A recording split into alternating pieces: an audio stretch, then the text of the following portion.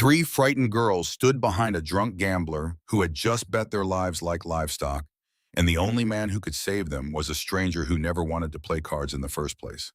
The High Ridge Saloon smelled like tobacco sweat and broken promises the night Rowan Hale rode 8 miles through October cold for one quiet evening, away from the silence that had been eating him alive. He hadn't planned to gamble.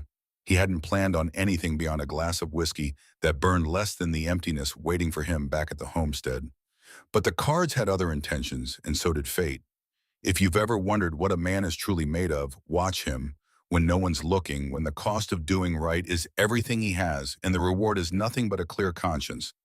Hit that like button and drop a comment with your city. I want to see how far this story travels. The High Ridge Saloon sat at the crooked center of a town that had never fully decided what it wanted to be. Half the buildings were solid timber and mortar, the ambitions of men who believed the West would civilize itself through sheer willpower. The other half were canvas and wishful thinking, put up fast and likely to come down faster.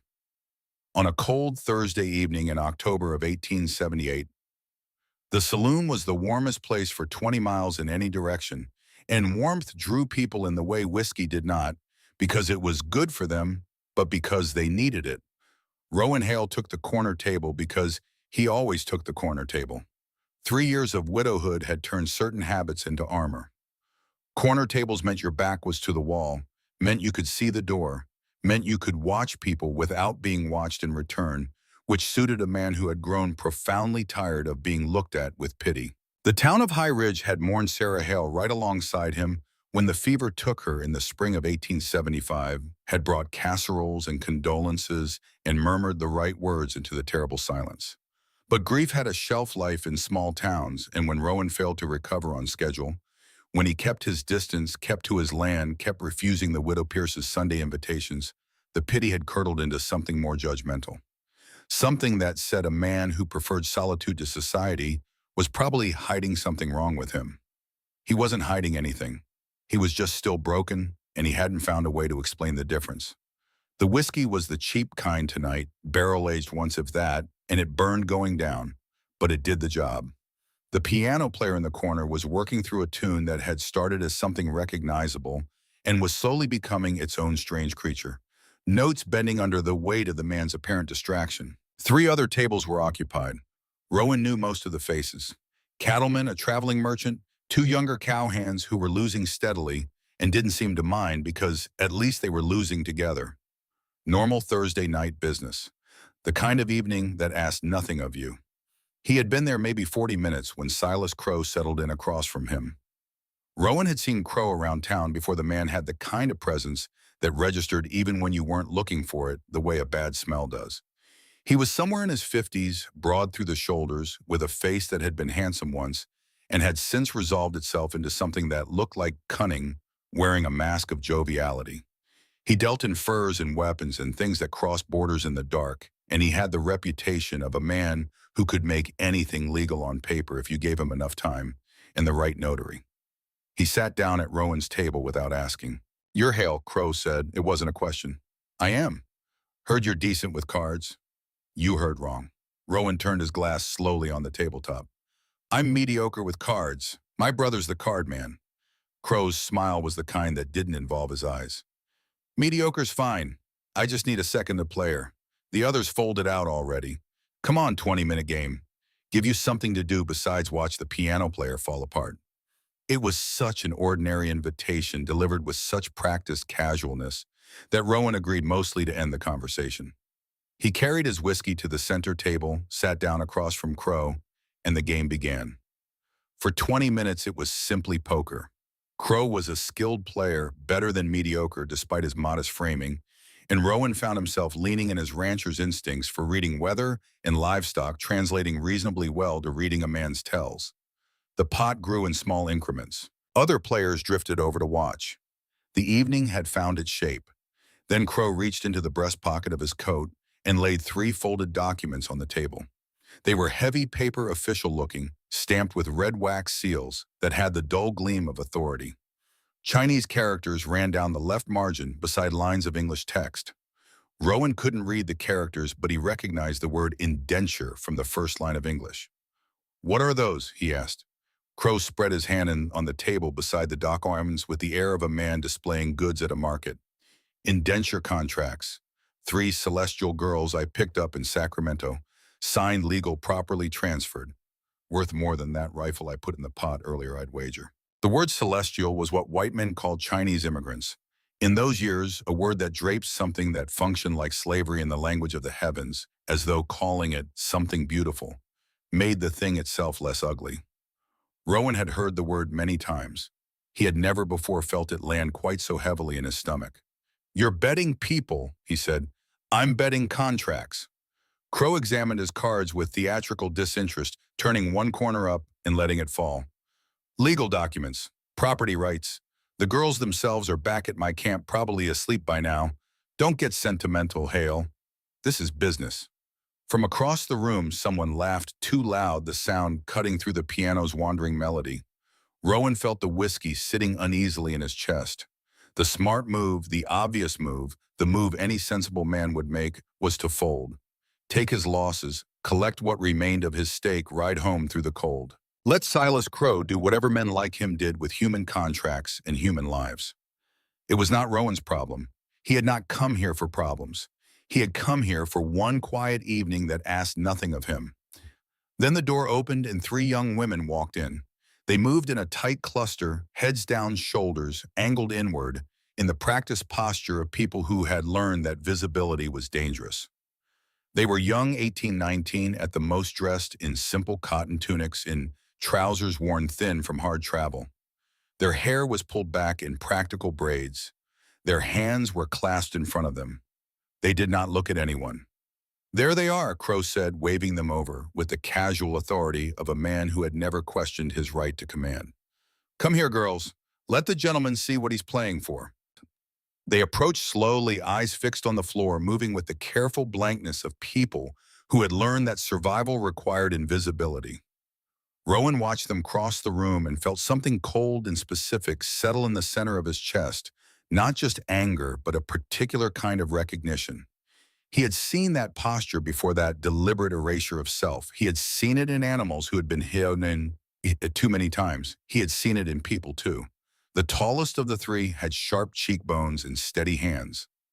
She was the one who lifted her gaze just barely, just for a fraction of a second, and found Rowan's face across the table. Her eyes were dark and intelligent, moving with the rapid calculation of someone who had learned to assess threat levels in the span of a breath.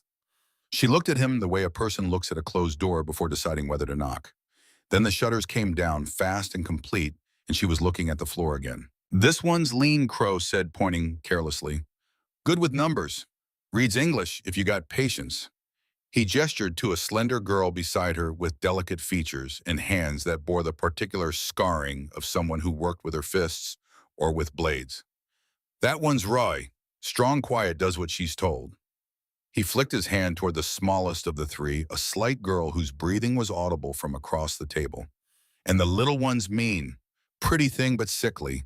Probably won't last through winter if you work her too hard." He said this last part the way a man comments on the weather, a neutral observation about natural conditions, neither cruel nor kind, simply factual, as though the predicted death of a human being is the sort of thing one noted and moved on from. Something snapped in Rowan Hale's chest, not loudly, not with the dramatic crack of a breaking branch, more like the quiet final sound of a decision being made in a part of the mind where decisions are not so much reasoned as simply known. "They're not part of the pot," he said. His voice came out flat and controlled the way a blade is flat before you sharpen it. Crow laughed a genuine laugh, surprised and delighted. "Everything on this table is part of the pot, friend. That's how poker works." He tapped the contracts with one thick finger. "You want to see my hand, or you want to keep pretending you've got a moral backbone?" Rowan looked at his cards. He looked at the pot. He looked at the 3 young women standing a few feet from the table, waiting for whatever came next with the patient resignation of people who had stopped expecting good things to happen to them. He looked at Lean again, the one with the sharp cheekbones and the calculating eyes, and he noticed the way she had positioned herself in front of the other 2. A slight shift, almost imperceptible. The smallest possible gesture of protection. She couldn't outrun trouble, couldn't outfight it, but she had moved herself between it and the people she cared for because It was the only thing she had left to do. Rowan pushed his entire remaining stake forward. "I call," he said. The saloon went quiet in the way that saloons went quiet when something that mattered was happening. The piano player stopped mid-phrase. The men watching from the edges of the room leaned in.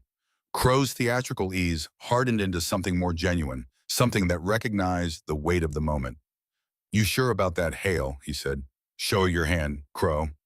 Crow spread his cards slowly with the deliberate movements of a man trying to appear confident. Two pairs Jackson eights. It was the hand Bill Hickok had been holding when he was shot in the back in a saloon a few years prior. Some men called it unlucky. Rowan didn't believe in luck, but he believed in irony. He laid down his own hand. Three queens, two tens, a full house. The silence held for 3 seconds, and then it broke like glass. Crow's face went through several colors in rapid succession, white, red, purple, before settling on something dark and controlled and dangerous. He stared at the cards. He stared at Rowan. He stared at the contracts still sitting on the table between them. "The contracts," Rowan said quietly. "Hand them over." "You don't know what you're doing." Crow's voice was tight, each word pulled out under pressure. "Those girls are nothing but trouble. Can't speak proper English, don't know American ways. You'll regret this before the week is out." "I'll take my chances." Crow slammed the contracts onto the table hard enough to send the glasses jumping. He stood chair scraping loud and ugly against the floorboards, and for a moment the violence in him was right there on the surface, close enough to touch. Then he swallowed it with evident difficulty and pointed at Rowan with one thick finger. "Fine, they're your problem now." He looked at the three women. "When they steal from you or burn your house down, don't come crying to me." He stormed toward the door and the room parted for him without quite meaning to, the way rooms part for storms and difficult men. The door banged shut behind him. The piano player, after a moment's hesitation, started up again. Rowan gathered the contracts without looking at them.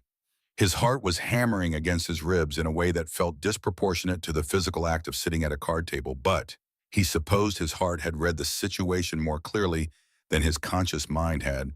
He had just fundamentally changed the shape of his life, and both of them knew it. He stood slowly.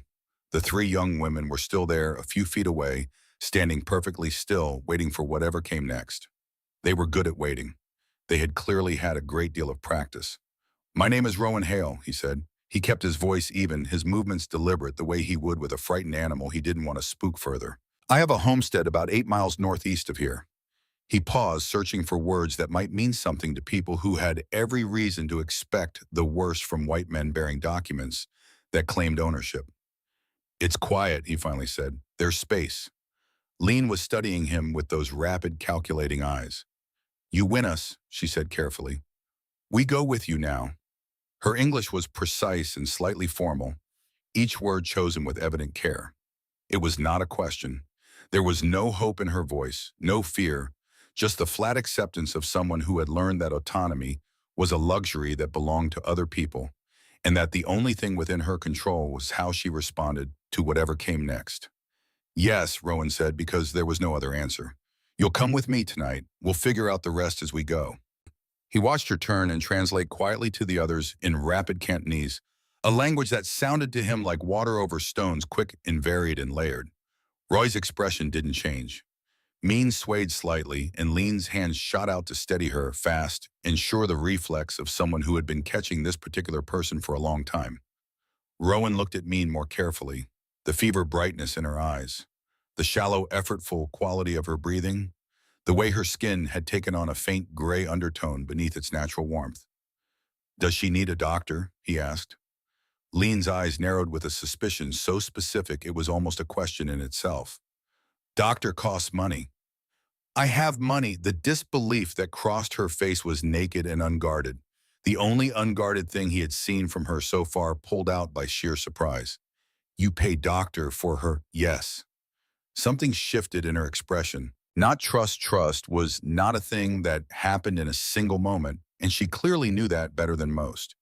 But a recalculation, a slight adjustment in how she had categorized him. Still dangerous, probably, but dangerous in a different way than she had been preparing for.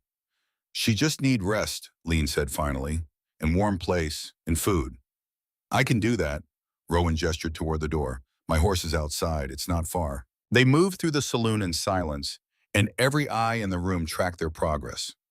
Rowan heard the whispers starting before they even reached the door, the particular hiss of small-town speculation, equal parts judgment and entertainment. He had known it would happen. He had decided somewhere in the 30 seconds between seeing Lean's protective shift and pushing his stake forward that he did not care.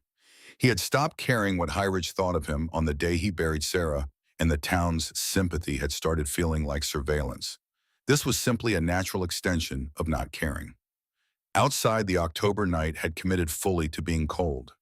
Stars scattered across the sky in the careless abundance of clear, high-altitude nights, and the wind carried the promise of early snow in its teeth. Rowan's mare Sage waited at the hitching post with the patient contentment of a horse that had been left in worse places and knew how to find the good in any situation. I only have one horse, Rowan said. He looked at the three of them, made the calculation. The three of you will have to ride together. I'll walk. Lean translated. Roy's response was immediate, delivered in Cantonese with a tone of flat certainty. She says you ride, Lean said. We walk. We are used to walking. It's 8 miles. We have walked farther. There was a quiet pride in the statement that made Rowan understand in a way no other information had quite managed what these three women had survived. Not fragile victims waiting to be rescued. Survivors. People who had made it through things he could not imagine by virtue of sheer, stubborn refusal to stop. Then we'll all walk, Rowan decided. Except Mean. She rides. Before anyone could argue with the logic or the authority of this, he crossed to Mean and lifted her as gently as he could. She weighed almost nothing, which alarmed him more than he let show, and settled her onto Sage's back. The small girl didn't resist. Too exhausted to fight, she gripped the saddle horn with trembling fingers and let herself be carried. They began the long walk home. The first mile passed in silence, broken only by footsteps, wind, and the steady percussion of Sage's hooves on the packed dirt road. Rowan had chosen to walk slightly ahead, leading the horse by the reins, giving the three women what space the narrow road allowed.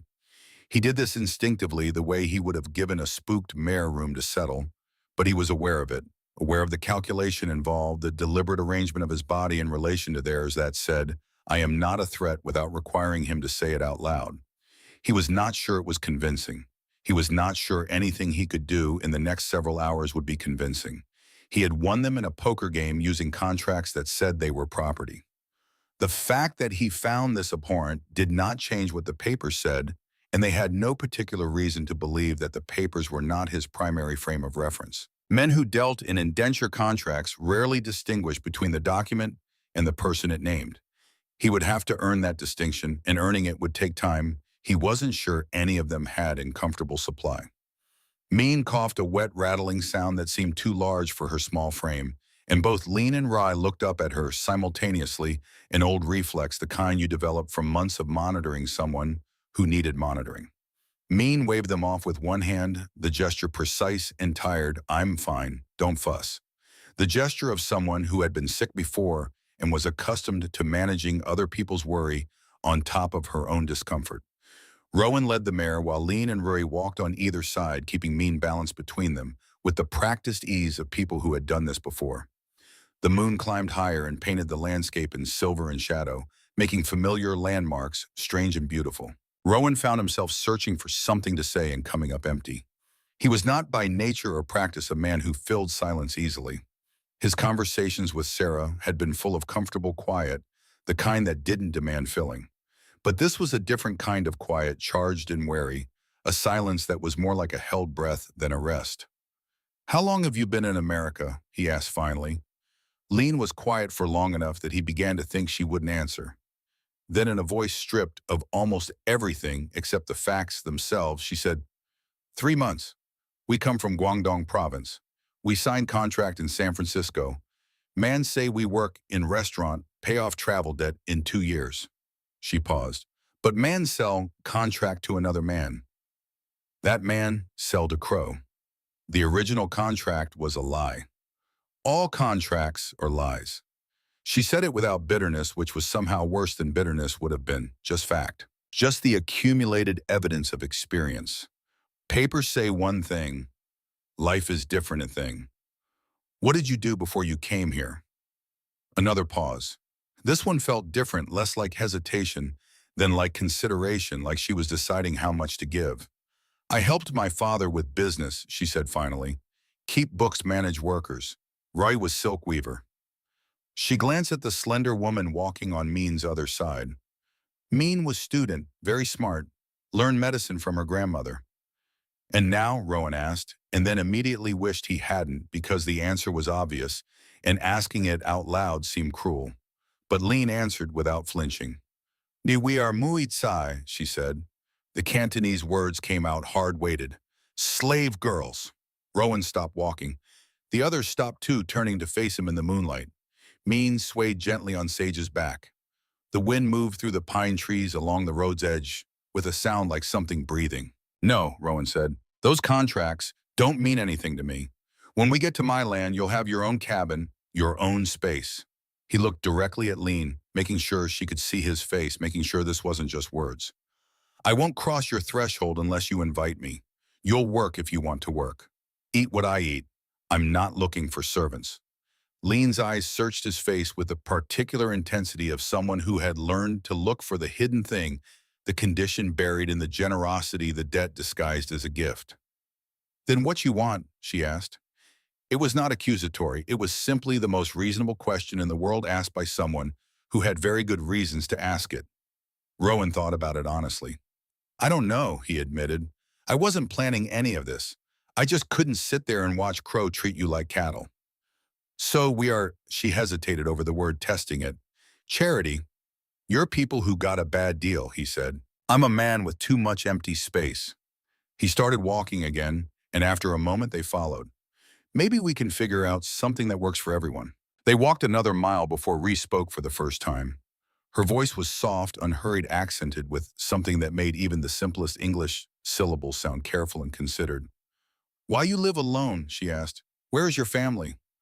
Lean shot her a sharp look and said something quick in warning in Cantonese, probably a reprimand for asking personal questions of a stranger, but Rowan found to his own mild surprise that he didn't mind. My wife died 3 years ago, he said. Fever. My parents passed before that.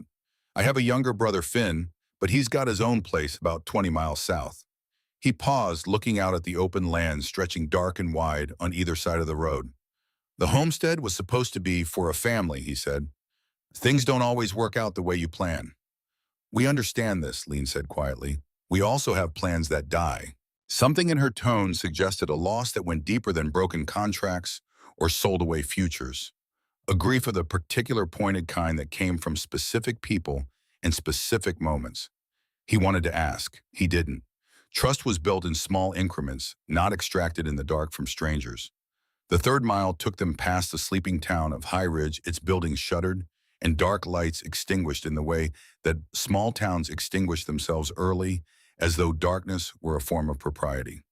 The fourth mile opened into country where the land stretched wide and the sky seemed to double in size, stars multiplying without the competition of lamp and candle. The fifth climbed into foothills where pine trees crowded close to the road, and streams ran cold alongside it, filling the air with the clean mineral smell of moving water. By the 6th mile, Mean was shivering despite the blanket Rowan had draped over her shoulders. The sound of her breathing had changed shallower, more effortful, with a faint, wet quality underneath that Rowan recognized from nights he would rather not remember.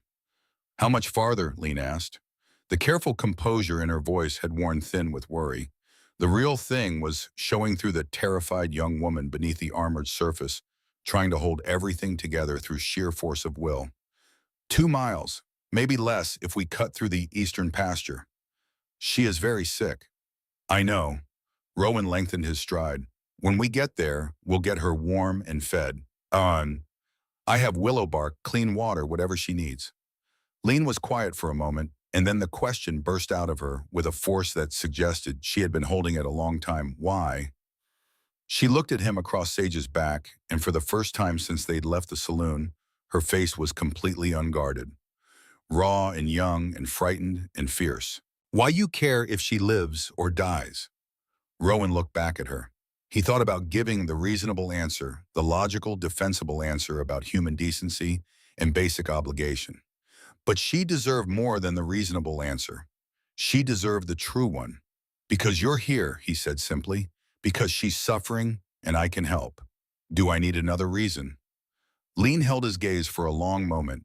He could see something working behind her eyes, some calculation that was also something else, something that didn't have a purely strategic name. Most men would need many reasons, she said quietly, or they would help but want payment. I'm not most men. She looked at him a moment longer. I'm starting to see this, she said. They walked the last 2 miles faster, urgency making the cold feel less. When the homestead finally materialized out of the darkness, cabin and barn, and outbuildings clustered in a clearing ringed by pine lamp-lit windows, throwing warm rectangles into the dark, Rowan felt the peculiar relief of a man returning to a place that had started to feel like a prison, finally feeling like a home again. He looked at it as he imagined they saw it, a collection of rough timber structures in a dark clearing, the shapes of a stranger's life, arranged in patterns that meant nothing to them. No family, no community, no context, just a man and his land and 3 pieces of paper that said they belonged to him, and their only alternative to trusting him was the cold and the dark and the miles back to a town that had already made clear how it felt about them. He was asking them to trust a great deal on very thin evidence in the middle of the night. He was aware of this. He was going to have to be worthy of it. The small cabin there, he said, pointing to a structure set about 30 yards from the main house. Originally built for hired hands, it had become storage in the years since Sarah died, tools and supplies, and the accumulated evidence of a man living smaller than his land. It's got a stove, bunks, a table. It's clean. You can stay there. He helped Mean down from Sage's back and carried her to the cabin, while Lean and Rory hurried ahead to open the door. Inside it smelled of pine and the particular dusty quiet of disused spaces, but the bunks were solid and the stove worked and the roof had no secrets. Rowan laid Mean on the nearest bunk and stepped back immediately. The instinct to give them space was strong and specific, the deliberate act of a man who understood that he was a stranger, in possession of documents that said he owned them, and that every inch of distance he put between himself and the door of that cabin was a statement about what those documents actually meant to him. I'll bring blankets, food, water, medicine, he said. Make a list of anything else you need. You do not have to, Bond, Lean began. Yes, I do. He met her gaze with something that wasn't argument, but wasn't negotiation either. You're under my protection now. That means something. He left before she could answer, striding through the cold darkness to his own cabin. Inside, he gathered everything warm he could find, blankets, quilts, a wool coat he hadn't worn in 2 years, and raided his pantry with the systematic thoroughness of a man preparing for a siege. Bread, dried meat, preserves, coffee. He found the willow bark and yarrow in Sarah's old medicine chest, his fingers pausing for just a moment over the neat paper packets with her handwriting on the labels. She had gathered these herself the summer before she got sick. She had believed in being prepared. She had believed in being ready to help. She would have wanted this. He was certain of it. When he returned to the smaller cabin, he knocked before entering. Such a small thing. But Lean's expression shifted slightly when she saw it, not softening exactly, but recalibrating. Thank you, she said, accepting the supplies with both hands, looking at the pile with something complicated in her face. This is very much. It's enough for tonight. Tomorrow we'll figure out more permanent arrangements. He showed her how to brew the willow bark tea for Mian's fever, demonstrated the correct proportion, explained how often to give it. Then he paused at the door. Lean. He turned back. I meant what I said earlier. You're not prisoners here. The door doesn't lock from the outside. If you want to leave, you leave. I won't stop you. She studied him in the lamplight, this stranger who had won them in a card game, and then offered freedom in the same breath, which was either the most contradictory thing she had ever encountered or the most consistent, and she didn't yet know which. Where would we go, she asked. We have no money, no English family, no way home. I don't know, Rowan admitted, but the choice is yours. That's all I'm saying. He left them then, walking through the cold to his own cabin. Inside, the silence waited as it always did, thick and familiar, and shaped exactly like the space Sarah had occupied. He built up the fire, poured whiskey he didn't drink, sat in her old chair, and stared at the ceiling. What had he done? He had brought 3 strangers to his land, people he couldn't talk to properly, couldn't help adequately, couldn't protect from a world that would judge them for everything they were and everything they weren't. He was a rancher. He fixed fences and managed cattle and lived quiet. This was the opposite of quiet. This was complicated and dangerous and almost certainly going to bring trouble from town and neighbors and everyone who thought they knew better about how a widower in the Colorado Territory ought to spend his evenings. He got up after a while and stood at his window, looking out at the smaller cabin across the clearing. A lamp burned inside it. He could see the shadow of movement through the oilskin-covered window. Someone moving back and forth, tending to mean doing what could be done with the tools available. The cabin looked inhabited in a way it hadn't in 3 years. It looked like a place where people were.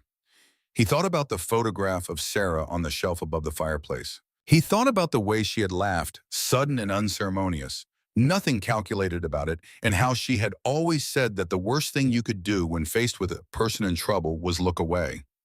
Not because looking away made you a bad person, she would say, but because you had to live with yourself afterward. You had to wake up every morning with the knowledge of what you had seen and what you had chosen to do about it. He had not looked away.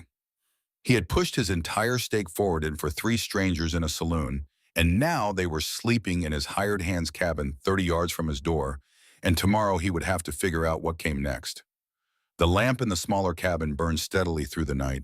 At some point past midnight, Rowan finally slept. In the smaller cabin, Lean brewed willow bark tea while Reese stripped Mean out of her travel-stained clothes and wrapped her in the clean blankets Rowan had brought. The small girl's fever burned high skin, hot to the touch. Breathing labored, face flushed with a color that was too bright and too wrong. "Drink," Lean coaxed in Cantonese, holding the bitter tea to Mean's lips. "Please, little sister, drink." Mean managed a few sips before turning her face away. Lean set the tea aside and looked at Roy, and for one unguarded moment her face showed everything she had been keeping off of it since the saloon, the terror and the exhaustion, and the particular grief of watching someone you love be sick in a strange place, so far from anything familiar. "What if she dies here?" Lean whispered. "In this strange place, so far from home." Rye's jaw set with the specific firmness of a person who had decided that some possibilities were simply not acceptable. "She won't die," she said. "We've survived too much already. Survived the ship. Survived Crow. Survived today." She looked at the door through which Rowan had disappeared. "We will survive this too. And this man? Do we trust him?" Ray was quiet for a moment, in the way that people are quiet when they are thinking seriously about something. "He could have done anything to us tonight," she said finally. "Instead, he gave us shelter medicine and told us we could leave. I have never met a man who won people in a card game and then offered to let them go." "Maybe he is testing us," Lean said, "seeing if we run so he has reason to hunt us." "Maybe." Rye didn't sound convincing. Or maybe he meant what he said. Lean wanted to believe it, wanted to trust the quiet sadness in Rowan's eyes, the gentleness with which he had lifted Mean from the horse's back, the deliberate courtesy of knocking before entering their cabin. But wanting to believe something was not the same as being able to afford it. "We watch him," she said finally. "We stay alert. We protect each other. And if he proves dangerous, we run." "And if he proves kind?" Rhea asked. Lean had no answer for that. Kindness was the more dangerous thing because it required vulnerability, and vulnerability was how you got killed. Outside, the October wind picked up, rattling the cabin windows. Somewhere in the darkness, an owl called long and searching. Mean's breathing evened slightly as the medicine began its slow work.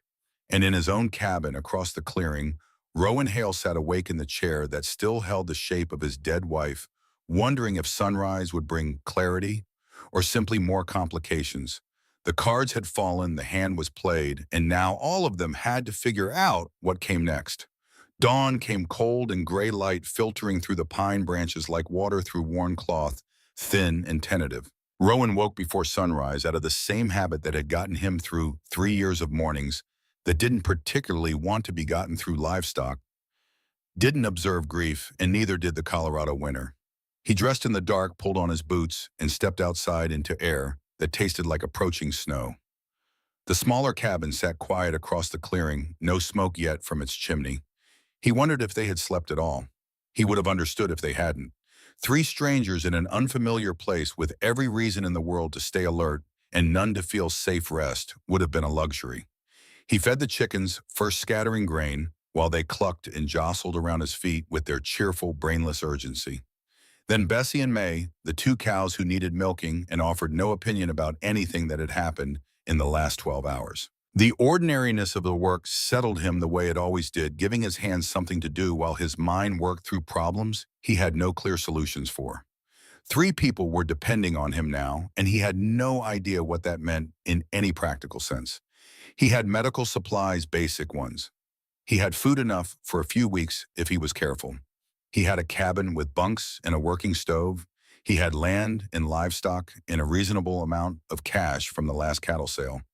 What he did not have was a plan, a precedent, or any idea whatsoever how to help three women from Guangdong province navigate a territory that viewed them as something between inconvenient and threatening. He was still working through the inventory of his incompetence when thin smoke finally rose from the smaller cabin's chimney. Someone was awake. Good. He carried fresh milk and a pail and eggs in a basket crossing the clearing with the uncertain gait of a man unsure of his reception. Should he leave the supplies on the doorstep? The second option felt cowardly, like leaving food for animals rather than people. He was still deciding when the cabin door opened. Lean stood in the threshold, dressed in the same worn cotton tunic she'd arrived in, hair pulled back in a neat braid, eyes red-rimmed from a night that clearly hadn't involved much sleep. She looked at him with the careful assessment she had been using since the saloon, reading the situation, calculating the angle of the threat, deciding how to position herself in relation to it. "Good morning," Rowan said, and then immediately felt foolish about it. Nothing about this morning was particularly good, and convention seemed inadequate to the distance between them. "Morning?" Her gaze dropped to the milk and eggs. "You bring food? Figured you'd be hungry. There's bread in my cabin too if you want it.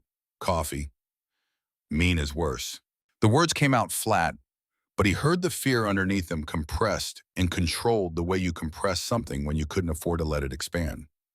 "Let me see her," he said. Lean hesitated, old instincts pulling against new desperation, and then stepped back to let him in. Inside, the cabin smelled like willow bark and sweat and the particular quality of worry that accumulated in enclosed spaces.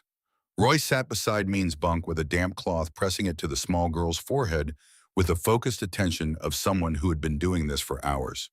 Mean's face was flushed to a color that was almost alarming, a deep, hectic red, and her breathing had developed a sound underneath it, a faint, wet rattle that Rowan recognized from a winter 4 years ago when their neighbor's youngest had developed pneumonia.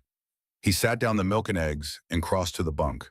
He pressed the back of his hand to Mean's forehead, the way Sarah had always checked feverish neighbors. She'd had a whole set of informal diagnostic techniques acquired from her mother, most of which had turned out to be right. Mean's skin was burning. More than willow bark territory. This was doctor territory. "How long has she been like this?" he asked. "She wake up one time maybe 2 hours ago," Lean said. "Drink a little tea, then sleep again. We cannot wake her now." Rowan straightened and made the decision quickly, the way he made decisions about livestock or weather or structural repairs. There was a problem. There was a solution. The cost was irrelevant relative to the stakes. "We need a doctor," he said. "High Ridge has one. Dr. Benjamin Chen, he came from San Francisco 5 years ago. He's good and he's discreet. He'll help." The relief that crossed Lean's face was so complete and so unguarded that it hurt to look at. She had been carrying the possibility of Mean's death through the night, he understood, and the sudden appearance of a way out of that possibility was almost more than she could manage without showing it. "You would bring Chinese doctor for her?" she asked. "I'd bring any doctor who could help," Rowan said, "but Dr. Chen will understand better than most. Wait here, keep her cool. Get water into her if she wakes up." He was already moving toward the door. "I'll be back before noon." "Wait," Lean caught his arm. Her grip was surprisingly strong, strong enough that he stopped and turned. Her eyes were serious and searching. "Why you do this? We are nothing to you." Rowan looked at her hand on his sleeve, then at her face. Young, she was so young.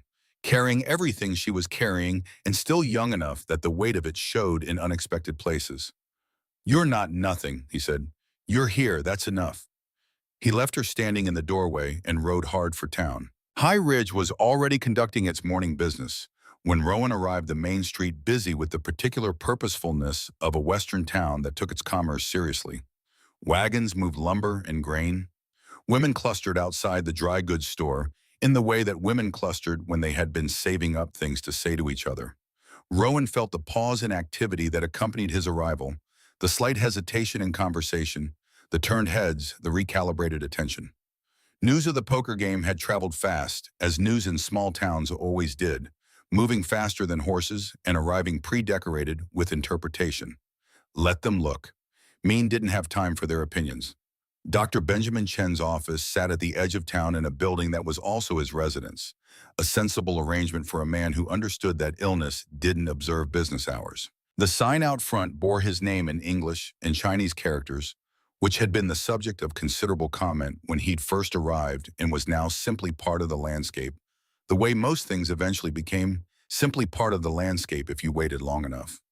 Rowan tied Sage to the hitching post and knocked. The door opened to reveal a man in his 40s, slight of build, with wire-rimmed glasses and the kind of steady, considered presence that inspired immediate confidence. He wore a vest over a clean white shirt, and there was the faint, medicinal smell of carbolic acid about him, not unpleasant but precise like everything else about him. "Mr. Hale." Dr. Chen's English was smooth and almost unaccented, softened by years of practice. "I heard about your card game last night. The whole town is talking." "I'm sure they are," Rowan said. "I need your help, doctor. One of the girls means she's burning with fever. Won't wake up. I tried willow bark, but it's not enough." Dr. Chen studied him for a long moment with the assessing look of a man who had learned to read people as carefully as he read symptoms. "You understand that treating her may cause you trouble," he said. "People in this town already have opinions about the Chinese. If they see you bringing me to your homestead to care for Chinese women, those opinions will get louder. I don't care what they think. Your neighbors might care, your business connections, the people you rely on. Then they can take their business elsewhere." Rowan met the doctor's gaze directly. "Are you going to help her or not?" A small smile moved across Dr. Chen's face, brief, genuine, the smile of a man who had been waiting to find out which kind of person Rowan Hale was, and had just found out. "Get my bag," he said. "It's on the table by the window." They rode back together, Dr. Chen sitting behind Rowan on Sage's broad back, with his medical bag secured carefully under one arm. The doctor asked careful, methodical questions about Mean's symptoms, the timeline of the fever, the quality of her breathing, whether she had been coughing, whether she had experienced similar symptoms before during the journey from San Francisco. Rowan answered what he could and admitted what he didn't know.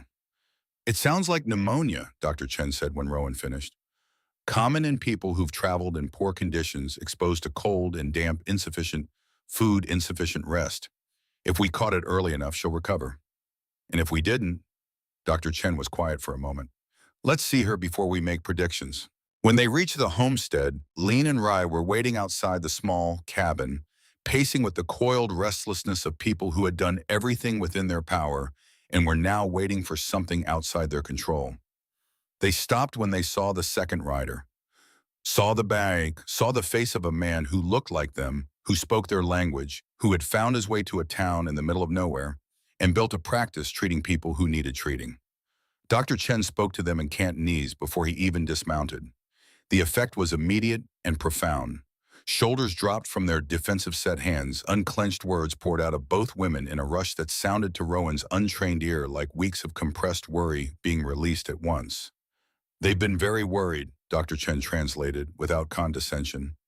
"They thought Mean might not survive the night. They're grateful you brought help." He looked at Rowan for a moment. "And grateful you brought me specifically."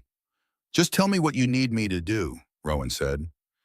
Inside, the examination was careful and thorough. Dr. Chen moved through it with the efficient confidence of a man who had done this thousands of times, listening to Mean's lungs with a stethoscope he produced from his bag, checking her pulse, examining her eyes, asking Lean and Roy questions in Cantonese that drew responses of varying urgency. Mean herself drifted in and out of consciousness, occasionally surfacing long enough to look confused and then sinking again. Finally, Dr. Chen straightened and switched to English. "Pneumonia, as I suspected, advanced but not without hope. She needs constant care for the next 3 days, cool compresses for the fever-specific herbs to help her lungs broth, to keep her strength. Most importantly, she needs warmth and rest and clean air." He looked around the cabin. "She has that here." Yes, Rowan said. She does. The doctor arranged his medicines on the table with the precision of a man who found order important dark bottles and paper packets lined up in sequence, each one labeled in both English and Chinese characters.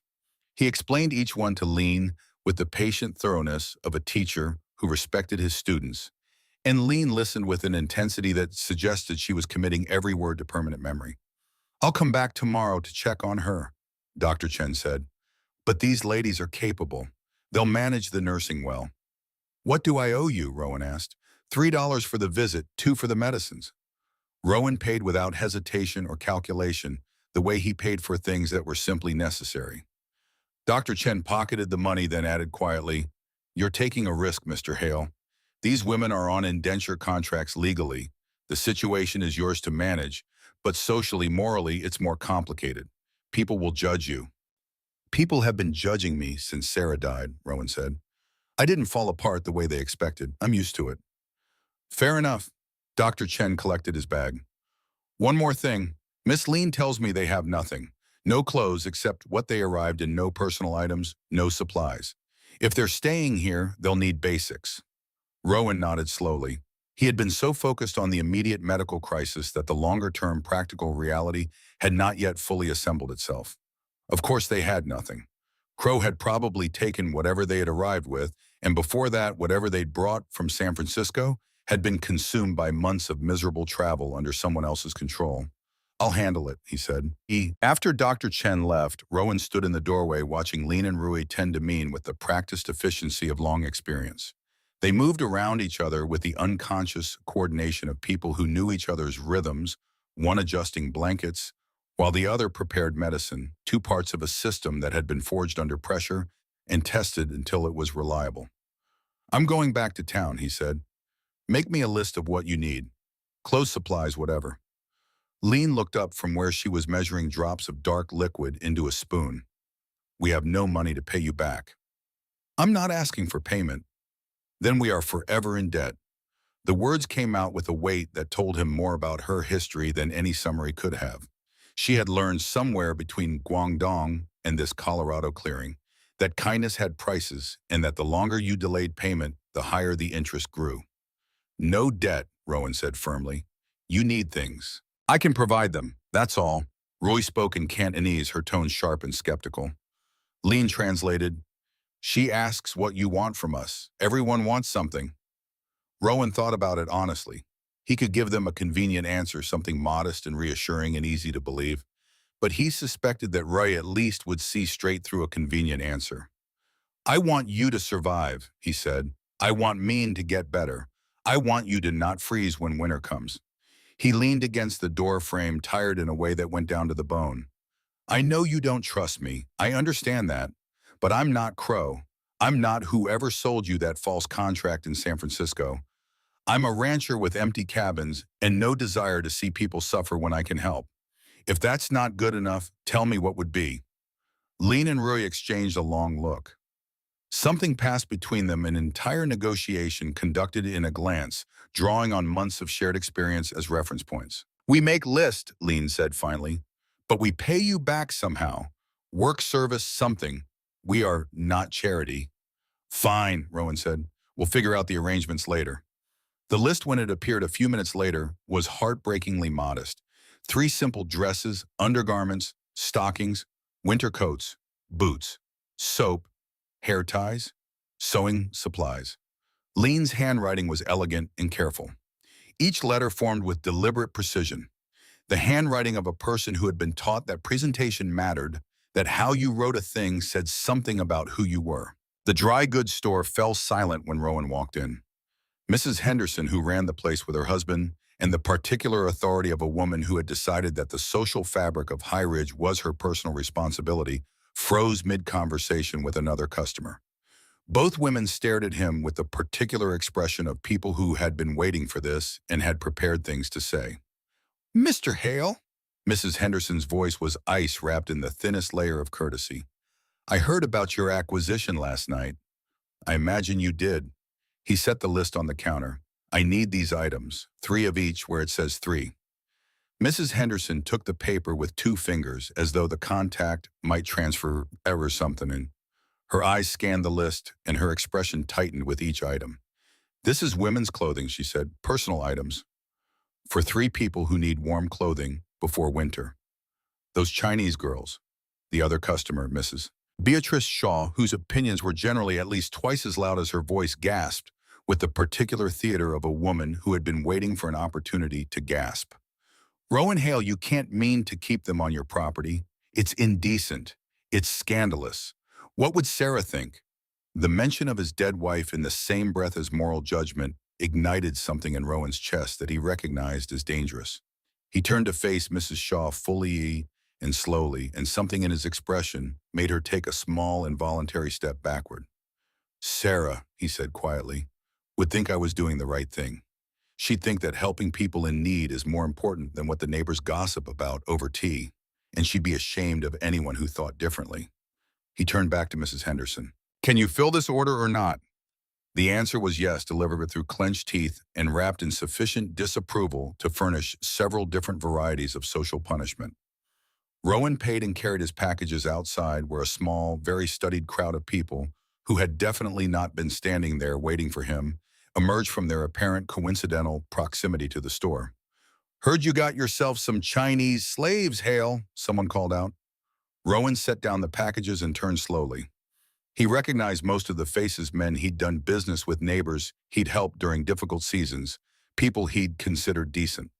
"Anyone here who wants to question my character can do it to my face," he said. His voice was calm and carried without effort. "Step forward. Say what you're thinking." Silence. Eyes dropped, feet shuffled. "That's what I thought," Rowan said. He picked up his packages. "You all have a blessed day." He rode home through the lengthening afternoon shadows with anger settling into something colder and more lasting. He had expected judgment. The reality of it still stung. These were people who had mourned Sarah alongside him, who had called him friend. Now they called him something else because he had chosen compassion over convenience, and in the economy of small-town opinion, that was apparently unforgivable. Lean was at the well when he returned, drawing water with the careful attention of someone learning a new task. She looked up as he approached, and something in his expression must have given him away, because she said without preamble, "People in town, they talk about us. They talk." He dismounted and untied the packages. "How's Mean?" "Fever a little lower. She drinks some broth. Dr. Chen's medicine is helping." Her eyes moved to the packages. "You bring the things from list." "I did." He set them on the ground and watched her unwrap the first package with hands that stilled when she saw the dresses. She touched the fabric, simple blue cotton. Nothing elaborate, but new and clean and whole, with an expression that he couldn't quite name. It was not gratitude exactly, or not only gratitude. It was something more layered than that. "This is too much," she whispered. "It's what you asked for." "I asked because you tell me to ask." She looked up at him, and her eyes were bright in a way that had nothing to do with fever. "I do not expect. We are not used to people who give without taking." Rowan crouched down so they were at the same level. "I'm not taking anything, Lean. I'm trying to help you survive the winter. That's all. No hidden prices, no debts. Basic human decency." The tears that spilled down her cheeks came with the quality of something that had been held back for a longer time, not just tonight, not just this week, but for months, maybe longer, all the way back through everything that had been done to and taken from the 3 of them. She wiped them away with the back of her hand, angry at herself for them. "In my country," she said, "we have saying, when you owe life debt, you repay with life." She looked at the packages and then at him. "You save us. You give us home. You give us dignity. How do we repay this?" "You don't," Rowan said. "You just live. You heal. You figure out what comes next." He stood and brushed the dust from his knees. "I'm going to make dinner. If you want to join me, there's plenty. If you want privacy, I'll bring food to you." He left her sitting there, surrounded by packages, still crying quietly into the October afternoon. That night, he made venison stew, the long simmering kind that had been Sarah's standard answer for cold evenings in uncertain situations. He set the table for 4. They didn't come. He ate alone and then carried covered bowls across the clearing, set them on the smaller cabin's doorstep, knocked once, and retreated before the door opened. The bowls were empty when he checked in the morning. He counted this as progress. The pattern held for 3 days. Food left at the door, empty bowls returned at dawn. Occasional glimpses of movement across the clearing, lean hanging laundry on a line she'd strung between two trees. Re-splitting wood with a competence that surprised him, both women moving around the property like they were still learning whether the ground would hold their weight. Mean's fever broke on the fourth day. Dr. Chen confirmed it during his follow-up visit, pronouncing her out of danger while still in need of rest. The relief that moved through the smaller cabin was almost audible. Rowan heard it from across the clearing, a change in the quality of the sounds drifting through the wall, something lighter entering the register of voice and movement. That afternoon, for the first time, he heard all three of them laughing. It was brief and unguarded, the laugh of people who had just received good news they hadn't let themselves hope for, and it carried across the clearing in the thin October air with the startling clarity of something rare. Rowan was at the fence line checking for damage when he heard it. He stopped working and stood there for a moment, hands on the fence, listening to a sound he hadn't heard on this land in 3 years. It was the sound of people being glad to be alive. He had almost forgotten what it sounded like.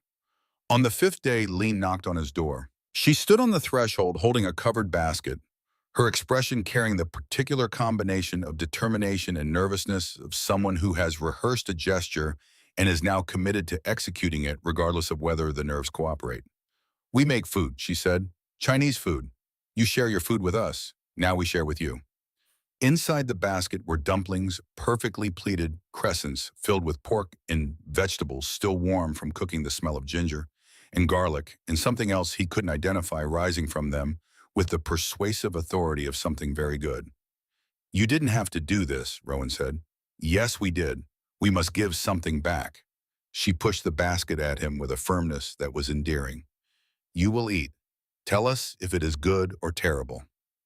"Come in," he said. "We'll eat together." She hesitated at the threshold the way she had hesitated at everything, old instincts conducting a rapid risk assessment, and then she stepped across it for the first time, into his cabin, into the space that still held the careful shape of his life without Sarah, into the lamplight and the smell of wood smoke and the silence that he had been keeping like a punishment for 3 years. She looked around with the precise measuring attention she brought to everything, taking in the sparse furniture, the shelves of books, the photographs above the fireplace. Her gaze caught on the photograph of Sarah and stayed there. "Your wife," she said softly. "She was very beautiful." She was. "You miss her every day." It was not a question. "Every day," he confirmed. They ate dumplings while October sunlight moved through the window in slow rectangles, and the food was extraordinarily delicate and precise, and layered with flavors that had no equivalent in Rowan's experience of frontier cooking. He said so, and Lean smiled with the pride that was quiet and real. "Rye makes the dough.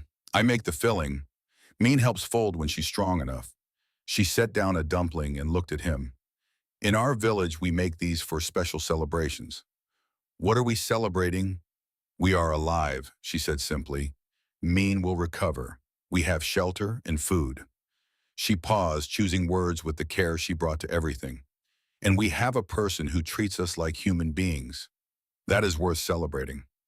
Rowan set down his own dumpling. The words landed somewhere specific in the part of him that remembered what it was like to be seen clearly by someone who had no particular reason to see clearly. "Lean," he said, "I need to tell you something. People in town are talking about you being here, about me. The things they're saying aren't kind. We know." Her jaw tightened slightly. "We see how people look at us when we walk to the well, how they cross the street. We have seen this before, many times, in many places. It might get worse before it gets better. Worse than being sold like animals." The edge in her voice was not anger exactly, but precision. The sharp edge of someone who had learned to measure suffering in accurate units. "Worse than watching Mean almost die because no one cared enough to treat her. I just wanted you to know what you're facing. And I want you to know." She leaned forward, and there was something fierce and direct in her gaze that he was beginning to recognize as her particular kind of honesty.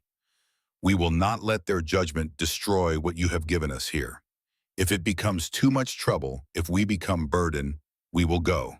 We will not stay if staying costs you everything. That's not your decision to make, Rowan said. Is it not? Her chin lifted slightly. You save us, yes, but we are not helpless. We have strength too. We will work, earn our place, show this town that we are not what they think. Something shifted between them in that moment, subtle but real, the relationship recalibrating itself from whatever it had been into something more accurate. Not rescuer and rescued, not owner and owned. Two people navigating impossible circumstances with whatever dignity they could preserve between them. You're working already Rowan said. I've seen Roy at the eastern fence. Seen you organizing the storage shed. You don't have to prove anything. We have to prove everything, she said. To you, to the town, to ourselves. She stood and smoothed her new blue dress, which fit better than the travel clothes, and gave her a different quality of presence, not more dressed up, but more herself. We will stay through winter if you allow it. Help with homestead work. In spring, when Mean is fully strong, we will decide what comes next. That's fair, Rowan said. At the door, she turned back, and for a moment the armor was entirely down. Just a young woman far from home, trying to make something workable out of the wreckage of what had been done to her. Rowan Hale, she said, you are a strange American man, but you are a good one. We will remember this kindness always. She left and he sat alone with the empty basket, thinking about kindness and memory and the strange mathematics of what people owed each other when the usual calculations didn't apply. The next morning, Lean appeared at his door again, this time with Roy and a proposal. We have been thinking, she said in the tone of someone who had been thinking very carefully and had arrived somewhere definite. We cannot simply receive. It is not who we are. Roy can sew very well, very fast. Mean knows herbs and can make medicine. I can keep accounts. We want to contribute to this homestead. Not to pay debt, she added quickly, preempting him, but because we need purpose. We need to be useful. Do you understand the difference? Rowan did understand more than she might have expected. He had lived 3 years in the particular misery of a man with no clear purpose, maintaining himself, maintaining his land, persisting without direction. He understood what it did to a person to have skills and no one who needed them. I could use help with the ranch accounts, he said honestly. I'm decent enough with numbers, but disorganized about recording them. It's been 3 years of guesswork, more or less. He looked at Roy, who was studying the interior of his cabin with the focused attention of a craftsperson assessing available materials. And my winter coat has tears that probably need a craftsman's hand. Roy held out her hand with a directness that needed no translation. He found the coat and she examined it with the rapid assessment of someone who could read fabric the way he read weather, identifying not just the current damage, but the likely future points of failure, the places where the material had been weakened beyond visible evidence. 3 days, she said. I fix right. The word she chose was right, not just fix, he noticed.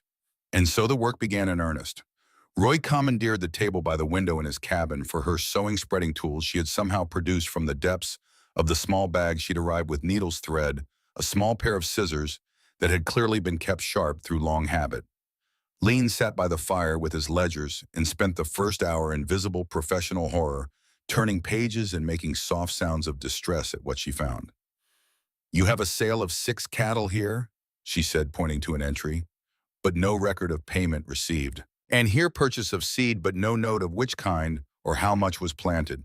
How do you know if you make profit? I don't exactly, Rowan admitted. I just know I'm still standing at the end of each year, so it must be working. Lean made a sound that was somewhere between a laugh and a groan.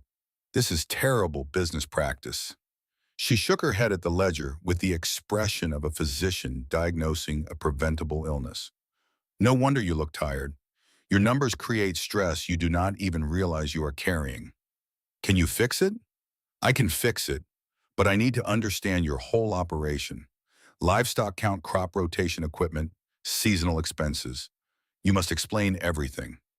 So Rowan explained everything, and Lean listened with the focused, systematic attention of someone who was not just gathering information, but building an entire model in her head, not just what he did, but why not just the cost, but the logic behind each choice, not just the present state, but the history that had created it. She asked questions that revealed sentence by sentence the precise and trained mind behind the careful English. When did winter feed cost more than summer grazing? What was his actual margin on cattle sales accounting for transportation and stockyard fees? Had he considered whether the eastern pasture might support a different crop rotation? You think like a merchant? He said at one point. Something complicated moved across her face. My father was a merchant, she said, in Guangzhou, very successful until she stopped. I learned from watching him. Numbers are the same in any language. Profit and loss speak truth when everything else is uncertain. There was a story there, a painful one, from the sound of the silence around it, but she wasn't ready to tell it, and he wasn't going to ask. He had learned enough about trust in the past week to know that some things had to be offered freely rather than drawn out. By the third day, a pattern had established itself. Mornings, Rowan and Rui handled the outdoor work, and Rowan discovered that Rai's competence extended well beyond sewing into the practical work of maintaining a working property. She repaired the fence line along the eastern pasture with a systematic thoroughness that suggested she had figured out the relevant principles within the first hour and was now simply applying them. She was not a woman who did things partially or carelessly. She was a woman who, when she committed to something, committed entirely. Meanwhile, was recovering with a determination that seemed almost personal, as though illness were a disagreement she intended to win. By the fifth day, she was up and moving carefully. By the seventh, she was in the garden. By the ninth, she was harvesting the last of the medicinal plants before the hard frost came, working through Sarah's carefully cultivated rows with the focused reverence of someone who understood what she was looking at. She made notes in a small book she had produced from somewhere, writing in a mix of Chinese characters and English botanical names, creating a reference document that was both practical and beautiful. It was Mean who first began cooking for all four of them, doing it without announcement or negotiations, simply appearing at Rowan's door one evening with a pot of something that smelled extraordinary and the expression of someone delivering a fact rather than making an offer. He accepted it in the spirit it was given. And from then on, meals happened together gradually and without formal decision, the way that habits form between people who were sharing space and work, and the increasing weight of mutual familiarity. The first snow came on a Tuesday, 2 weeks before November, falling through the night in the silent, determined way of early season snow that intended to stay. Rowan woke to a world entirely rearranged, every surface crowned with white, every familiar landmark made strange and clean. The clearing between the cabins erased into unmarked uniformity. He found Lean already awake, standing in the doorway of the smaller cabin with her arms wrapped around herself against the cold. She was wearing one of the new coats he'd bought, and she was staring at the transformed landscape with the expression of someone encountering a fact they had been told about, but had not until this moment quite believed. First snow, Rowan said, coming to stand beside her. In Guangdong, we never see this, she said, only hear stories. She was quiet for a moment, watching snowflakes catch the early light. It is very beautiful and very strange. It's early this year, usually doesn't stick till mid-November. But when it comes, he looked at the sky, reading the quality of the light. When it comes like this, it means business. We'll need to clear paths, check the livestock, make sure the stoves are drawing properly. Lean turned back into the cabin and called something in Cantonese. Moments later, Ray appeared, already dressed and lacing her boots, followed by Mean, wrapped in 2 shawls and wearing the expression of a person who had decided not to let winter win. Mean, Rowan began, you should rest. I am rested enough, she said firmly. Her English had been improving daily, fed by the constant contact and her own systematic study. I help too. I am not fragile flour. Rai grinned and translated something that made all 3 women laugh. Rowan felt the warmth of it, despite the cold. This sound, this specific sound of these 3 people laughing together in the morning, snow, finding something to delight in despite everything, despite all of it. They worked through the morning together, and by noon the paths were clear. The animals fed and settled, the stoves confirmed in good working order. Rowan made coffee strong enough to stand a spoon in, and the 4 of them gathered around the table in his cabin, with hands wrapped around cups, steam rising between them, and the snow falling steady outside the window. We need to plan for winter properly, Lean said, producing a fresh sheet of paper and her pencil with the air of a general calling a strategy meeting. I have been looking at your accounts. We need to increase firewood stock, more preserved food, ensure medicine supplies are sufficient for 4 people through March. She began writing. I make list of what is needed. You tell me what is possible. It'll cost more than I usually spend, Rowan said. Then we find ways to offset. She didn't look up from her writing. Roy can take sewing work. Even if town people will not come to her directly, perhaps Dr. Chen can refer, or perhaps we find other Chinese families in the area who need work done. Means medicines people need medicines in winter. We find ways to sell discreetly. She finally looked up. You cannot do everything alone. Neither can we, but together perhaps we manage. He looked at the list she was making, methodical, prioritized, realistic, and felt something he hadn't felt in a long time. The sense that someone else was thinking about the future with him.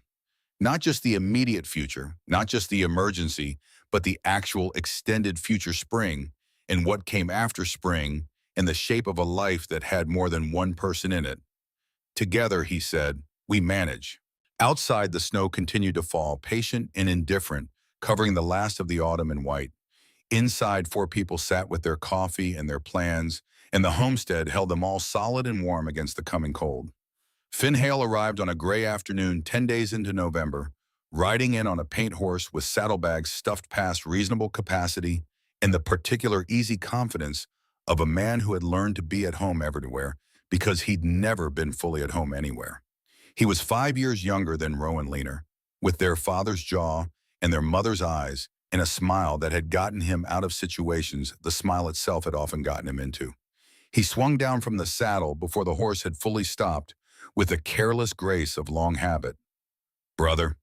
He pulled Rowan into a backslapping embrace and then stepped back to look at him with the assessing eye of someone checking for visible damage. I heard some mighty interesting rumors about you down in Ridge Valley. Thought I'd better come see for myself if you'd lost your mind. I haven't lost anything, Rowan said. No. Finn's eyes had already moved to the clearing, taking inventory, 2 cabins with smoke rising from both, laundry on the line between 2 trees, a woman's apron hanging on a nail by the smaller cabin's door. Because from what people are saying, you've lost your grip on the concept of a quiet life. People in Ridge Valley need more to occupy their time. Rowan. Finn's voice dropped, and beneath the lightness, there was genuine concern, the kind that wore jokes as camouflage, but was real underneath. You won 3 Chinese girls in a poker game. Half the territory thinks you're running a brothel. The other half thinks you've joined some kind of cult. That's not quiet life territory, that's man makes catastrophically complicated decision territory. He looked at his brother steadily. Tell me I'm wrong. You're wrongs, Rowan said. Come inside and I'll explain it. He got halfway through the explanation before the smaller cabin door opened and Lean stepped out. She had heard the raised voices, had probably been monitoring the situation since Finn rode into the clearing, Rowan realized, and she had come to assess it herself rather than wait to be informed. She stood on the step with her posture carrying the particular quality he had come to recognize as her version of readiness, composed alert, giving nothing away while taking everything in. Finn, Rowan said, this is Lean. Lean, my brother Finn. Finn swept off his hat with an exaggerated flourish that managed to be both self-deprecating and charming simultaneously. Miss Lean, pleased to make your acquaintance. I apologize if you overheard me being an idiot. It's a chronic condition. Lean studied him with the same careful calculation she had applied to Rowan on that first night reading him, placing him, deciding which category of danger he belonged to. Then something shifted in her expression, and he understood that she had made her assessment. You are worried for your brother, she said. This is good. Families should worry for each other. Well, you speak better English than half the cowboys I know, Finn said, and his grin was genuine now, the practiced charm replaced by actual warmth. And you've got Rowan organized. I can see that from here. That's no small miracle. Rowan is not difficult to organize, Lean said with a precision that was almost affectionate. He just needs a system. She looked at Rowan. We are making dinner. You are welcome to join us. Both of you. It was an invitation and a test, and Rowan suspected Finn understood it was both. There was a half-second pause in which his brother processed the invitation's implications, that she was extending it, that the dinner was theirs to invite him to, that the homestead had become something other than exclusively Rowan's, and then Finn accepted it in exactly the right spirit. I would be honored, he said, genuinely. Dinner that night had the quality of a conversation that multiple people had been needing to have for different reasons. Finn had a gift for making people talk not through interrogation, but through the kind of generous attention that made others feel their stories were worth telling. He admired Ruai's sewing work with such genuine appreciation that she actually smiled, which Rowan had been trying to earn for 2 weeks. He engaged Mean in a halting conversation about herbs, admitting freely that he'd used yarrow for a fever once, and it had probably saved his life. He treated Lean with the particular respect of a man who recognized intelligence and wasn't threatened by it. "So how did you end up in a poker game being used as stakes?" he asked during the middle course. Then immediately, "Sorry, that's probably not a polite question." "It is fair question," Lean said. She set down her fork with the deliberate attention of someone preparing to say something worth saying. "We signed contract in San Francisco to work in restaurant pay off travel debt from China. Contract is sold to man who sells it to another man. We become," she looked at Rowan briefly, "like currency. We are traded until we end up with Silas Crow, who treats us like livestock." She met Finn's eyes directly. "Then your brother wins us in a card game. We expect the same treatment from him. We expect to be used, but he surprises us." "Rowan's good at that," Finn said. "Surprising people, usually by being better than they expect. You are good at compliments. You use them like weapons to disarm to make people trust you." Lean's observation was not unkind, but it was precise. "This is a useful skill." Finn laughed a real surprise laugh, the kind you couldn't manufacture. "All right, I like you. Anyone who can see through my technique that fast is worth knowing." After dinner, while the women washed up, Finn followed Rowan to the barn for the evening livestock check. In the warm smell of hay and horses, with the comfortable sounds of animals settling for the night around them, Finn's expression turned serious. "This can't last," he said quietly. "Not like this. You can't keep 3 Chinese women on your property indefinitely without it causing major problems. The town's already talking, and it's only a matter of time before someone official comes asking questions. Let them ask. Legal and social acceptance are 2 different things." Finn leaned against the stall door with his arms crossed. "And those contracts, Rowan, they say you own them. You comfortable with that?" "No, I hate it. But tearing them up doesn't change their situation. They'd just be undocumented immigrants with no legal protection." "So what's the plan? Keep them here forever?" Finn was quiet for a moment. "Marry one of them to make it respectable." The suggestion landed with the force of something Rowan had been determinedly not thinking about. His hands stilled on the brush he was using on Sage's coat. "That's not... I'm not saying you should," Finn said quickly. "I'm saying that's what people will suggest. Or worse." He looked at his brother steadily. "I can see you're trying to do right by them. I respect that. But what happens in spring? What happens when the town's patience runs out? What happens if Crow comes back, wanting his property returned?" "Crow wouldn't dare, wouldn't he? He has legal documents saying those women were his. You won them in a card game that witnesses might contest, possession being 9/10 of the law if he gets the right judge." Finn shook his head. "I'm just saying, think about the long game." Rowan was quiet for a moment. The barn breathed around them, animals and hay, and the particular quiet of creatures who were warm and fed, and asked nothing beyond that. "I don't have all the answers," he said. "I'm taking it one day at a time. One day at a time is fine for a week, but these women deserve to know what future they're living toward." Finn pushed off the stall door. "Think about it, that's all I'm saying." Back inside the evening continued with a lightness that contradicted the weight of what Finn had said in the barn. He told stories of his wandering cattle drives through Wyoming, a winter in a mining camp in the San Juans, a summer spent working a ferry crossing on the Green River. He made danger sound manageable and uncertainty sound like freedom, and Rowan watched Ree's face as she listened, tracking the way the stories affected her, not just the entertainment of them, but something deeper, something like the recognition that other kinds of life were possible. At a lull in conversation, Lean said, "You run from things. You make it sound like adventure, but really you are running." Finn's easy smile faltered for just a fraction of a second. "Maybe," he said, "or maybe I just haven't found a reason to stop yet." "Well, finding a reason and making a reason are 2 different things," she said. "Sometimes you must build the life you want instead of waiting to discover it." "Is that what you're doing here?" he asked. "Building?" Lean glanced at Rowan at the cabin at Roy and Mean. Something thoughtful and honest moved across her face. "We are trying," she said. "We do not know if we will succeed, but trying is better than stopping." Something passed between her and Finn in that moment, a quick mutual recognition of the specific kind that happened between people who were beneath their very different surfaces navigating the same fundamental challenge. Both survivors. Both people who had learned that belonging was something you created rather than found. Finn left in the early morning with the pragmatic brevity of a man who moved through the world at the pace of his own choosing and was at peace with departure. He pulled Rowan aside at the hitching post and said quietly, "Take care of them, but also let them take care of you. You've been alone too long, brother. Sarah wouldn't want you living like a ghost in your own life. I know. Do you? Because from where I'm standing, you're still punishing yourself for surviving when she didn't. These women, they're giving you a chance to do something good. Don't waste it by keeping everyone at arm's length." "When did you get so wise?" "I've always been wise," Finn said. "You just never listened." He grinned and swung up into the saddle with easy grace.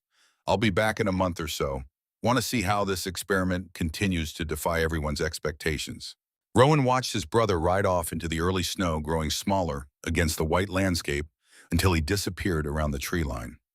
The sound of the hoof beats faded, and then there was just the wind and the forest in the clearing.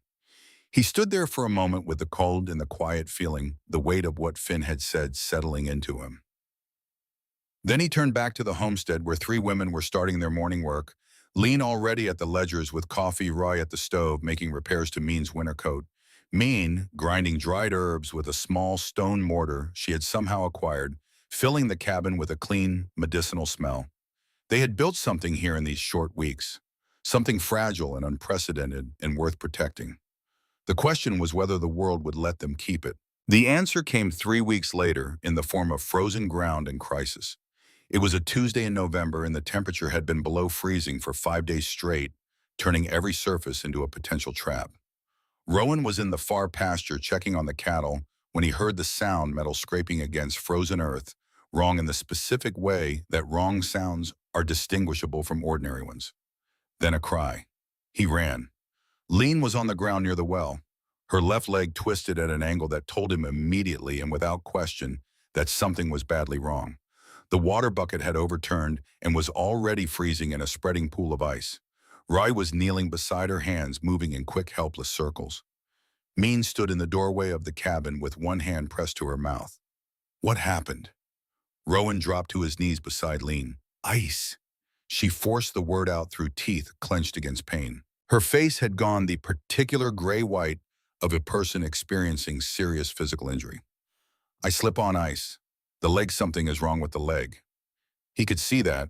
Her left ankle was already swelling inside the boot, the leather straining noticeably.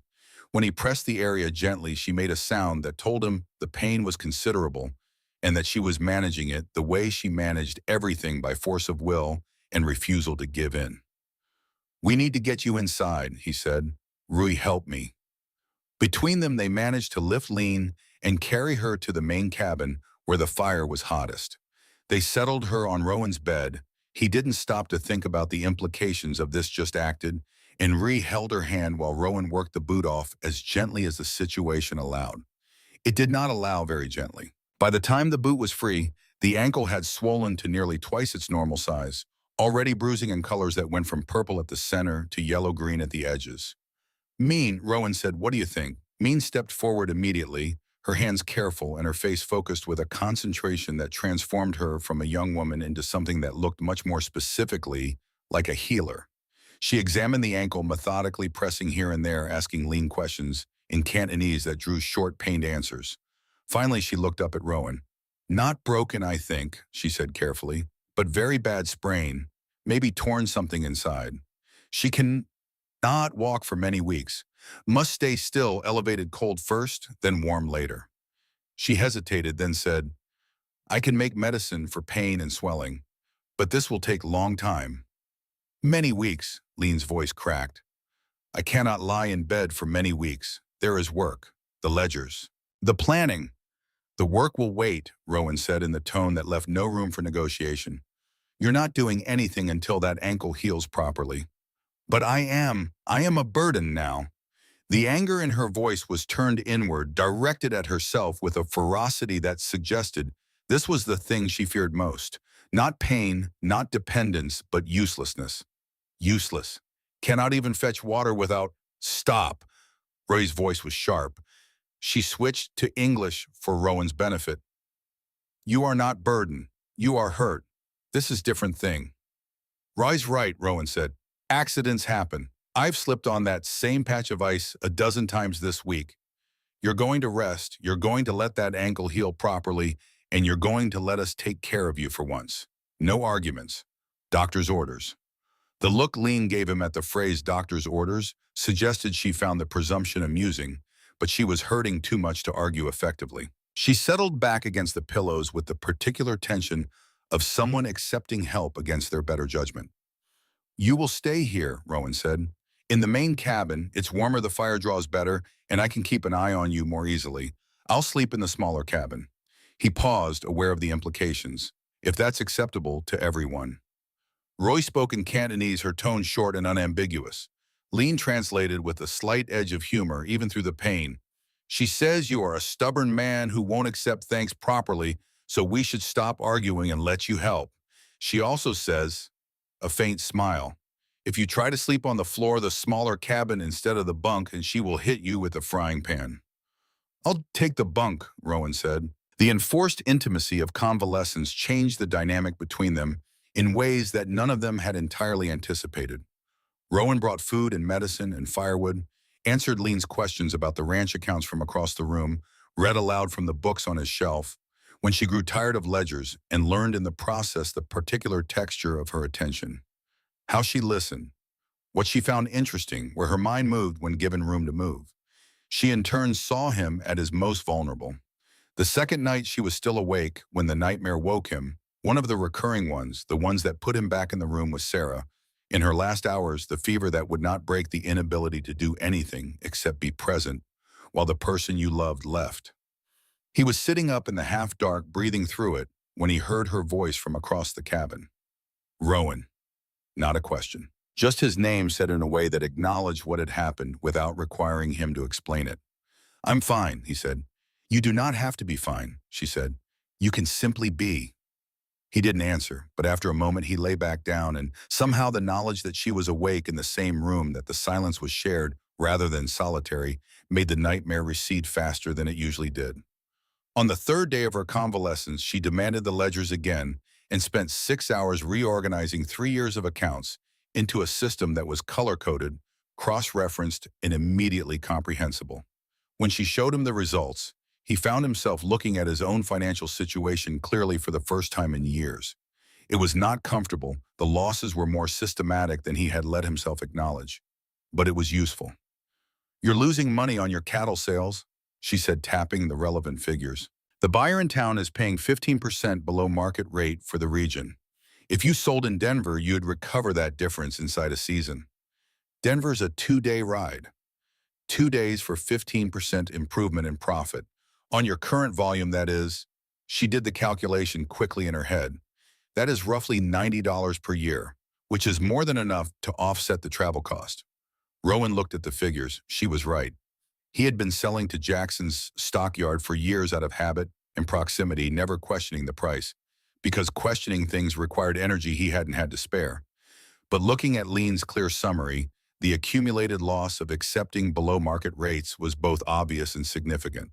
I'll think about it, he said. Spring would be the right time, she said.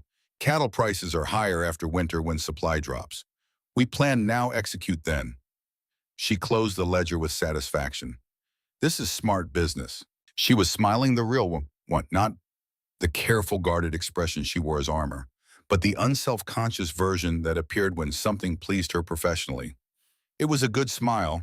He had been collecting evidence of it like a careful man collects good weather.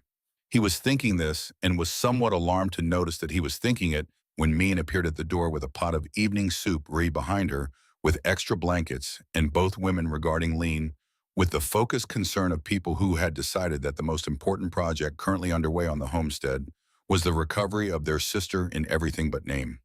They ate together that evening, all 4 of them, around the main cabin's table with Lean's ankle elevated on a cushion and the fire burning high against the deepening November cold. The conversation moved between English and Cantonese with increasing ease, Lean translating when needed and me in attempting more direct English with growing confidence, laughing at her own mistakes with the particular delight of someone who had decided that errors were a sign of progress.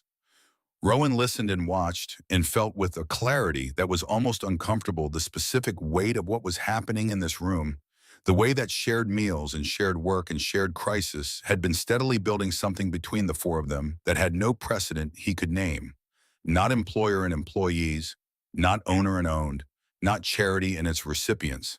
Something that defied the categories available to him. He thought about what Finn had said in the barn, about the long game, about what the future looked like from here. He didn't have answers yet, but for the first time in 3 years, the question felt like something other than a burden. It felt cautiously and tentatively like something worth asking. Outside, the November wind drove snow against the windows in long, horizontal gusts, and the temperature was dropping towards something serious. Inside the cabin, 4 people sat with their dinner and their careful conversation, in the accumulating weight of days spent together building without quite deciding to something that looked increasingly like a life. It was 10 days into Lean's recovery when Sheriff Marcus Thornton rode up to the homestead. Rowan saw him coming from the barn window, a single rider badge catching the thin winter light, and felt his stomach drop with the specific dread of someone who had been waiting for this and had not quite managed to prepare for it. "I'll handle this," he told Rye, who was at the barn mending a harness. "Stay inside unless I call you." Rye looked at the sheriff's approaching figure with the measured attention of someone running a calculation. "Lean should not be disturbed," she said. "Her ankle—" "I know. I'll keep him outside if I can." He met Thornton at the property line with the deliberate gesture of a man establishing that this was his land and he was choosing the terms of the conversation. Thornton was a decent man, as law officers went fair-minded, not interested in making trouble for its own sake, but he was also a man bound by the expectations of his office and his community, and those expectations had opinions. "Sheriff," Rowan kept his voice even, "something I can help you with. Got some questions about your living situation, Hale." Thornton's expression was professionally neutral, giving nothing away. "Had some complaints from town about you keeping Chinese women on your property. Wanted to see for myself what's going on." "Nothing's going on. I have 3 people working for me. That's legal." "Working for you or working off indenture contracts you won in a card game?" Thornton's eyes were sharp. "There's a difference legally speaking. The contracts are illegal. Witnessed poker game. Everything's documented." Rowan held his gaze steadily. "You want to see the papers?" Thornton's answer was yes, and Rowan retrieved the contracts from his desk drawer, untouched since the night he'd won them sitting in the drawer, like a problem he hadn't yet solved, and handed them over without comment. The sheriff read through them carefully, his expression neither approving nor condemning, simply noting. "These look legitimate," he said finally. "And the 3 Chinese women currently on your property, they're the ones named here. Lin, Chenrui, Zhang, Min, Wu. They are. I'd like to speak with them. Make sure they're here voluntarily." There was no graceful way to refuse this. Rowan led the sheriff to the main cabin, knocked before entering, and found Lin propped up with pillows and ledger books. Her injured ankle elevated her expression, shifting from concentration to resigned wariness when she saw the badge behind Rowan. "Miss Chen." Thornton introduced himself with the minimal courtesy of a man conducting business. "I need to ask you a few questions." "Ask," she said. "Are you here of your own free will?" Lean's gaze moved to Rowan for a fraction of a second, not seeking permission, he understood, but confirming her reading of the situation. He gave the smallest nod, and she looked back at Thornton. "I am here because I have nowhere else to go," she said. "But yes, I choose to be here." "Has Mr. Hale harmed you in any way, physically, emotionally, or otherwise?" "No." The answer was immediate and without qualification. "He has only helped, given shelter, food, medicine, treated us with respect. You're aware that he holds indenture contracts with your names on them, that legally those contracts give him significant control over your lives." "I am aware," Lean's voice was steady and precise. "I am also aware that without those contracts, we have no legal standing in this country. We can be arrested as vagrants and deported. Mr. Hale won those contracts in a card game, yes. But he gave us freedom within his protection." We work because we choose to work, not because we are forced. Thornton studied her for a moment with the careful attention of a man who was not entirely sure what he was looking at and was trying to figure it out. You speak English well, he said. You seem educated. Can you explain how you ended up in an indenture situation in the first place? And Lean explained it, the abbreviated version stripped to its essential facts, delivered without performance. The false promises in San Francisco. The contracts sold and resold each transaction, moving them further from the restaurant that had been promised and closer to something that looked less and less like employment. The descent into effective ownership. She spoke without bitterness or pleading, just the clean, hard facts and the horror of them. Was more effective for the telling than any emotional appeal would have been. When she finished, Thornton was quiet for a moment. And now you are working here to pay off the indenture? We are working with Mr. Hale. She corrected the distinction, deliberate, to build a better future. He does not ask us to pay off anything. He gives us a home and asks only that we contribute what we can. The sheriff looked at her for another long moment. Then he looked at Rowan. Can I speak with the other two as well? They were cooperative, Roy, and mean, yes, voluntary, no, not harmed, yes, safe. Mean added with the directness of someone who had decided that the time for discretion was past, that Rowan had brought Dr. Chen when she was dying of pneumonia, and that without his intervention, she would not be standing here to answer questions. Thornton closed his notebook and gestured for Rowan to follow him outside. In the cold air of the clearing, with the small cabin's chimney smoking and the snow packed hard around them, the sheriff put his notebook away and said, I'm filing a report saying I found no evidence of wrongdoing. The women appear healthy, well cared for, and genuinely willing to be here. Thank you. But, Thornton held up his hand, this isn't going to satisfy everyone. There are people in this town who will use this situation against you, who will bring legal challenges, damage your business, make your life difficult, not because anything wrong is happening, but because the appearance of it suits their purposes. He paused. You might consider making the arrangement more official, formal employment contracts instead of indenture ones. Or, he stopped weighing the word before he said it, making one of them your wife, which would legitimize the situation considerably in people's eyes. Rowan said nothing. I'm not telling you what to do with your private life, Thornton said. I'm telling you the social reality you're navigating. Think about it. He mounted his horse. And Hale, be careful. You've made yourself vulnerable by caring. There are people who will exploit that. He rode off, and Rowan stood in the cold, watching him go, turning the word marriage over in his mind like a stone he'd found in the road, and wasn't sure whether to move or step around. It was not the first time the possibility had suggested itself, but it was the first time it had arrived with this kind of clarity, naming itself plainly and asking to be considered. He went back and on and found Lean watching the door and knew from her expression that she had heard enough. He suggested you marry one of us, she said. Yes. To make it respectable. There was no bitterness in her voice, just the flat acknowledgement of a woman who was accustomed to her personhood being discussed as an administrative solution to other people's discomfort. I'm not going to force anyone into marriage for appearances, Rowan said. It's not who I am. Lean looked at him for a long moment. The fire crackled between them. Outside, the wind moved through the pines with a sound like something drawing breath. What if it was not just for appearances, she said quietly. Rowan's heart did something unscheduled. Lean, I am not saying this right.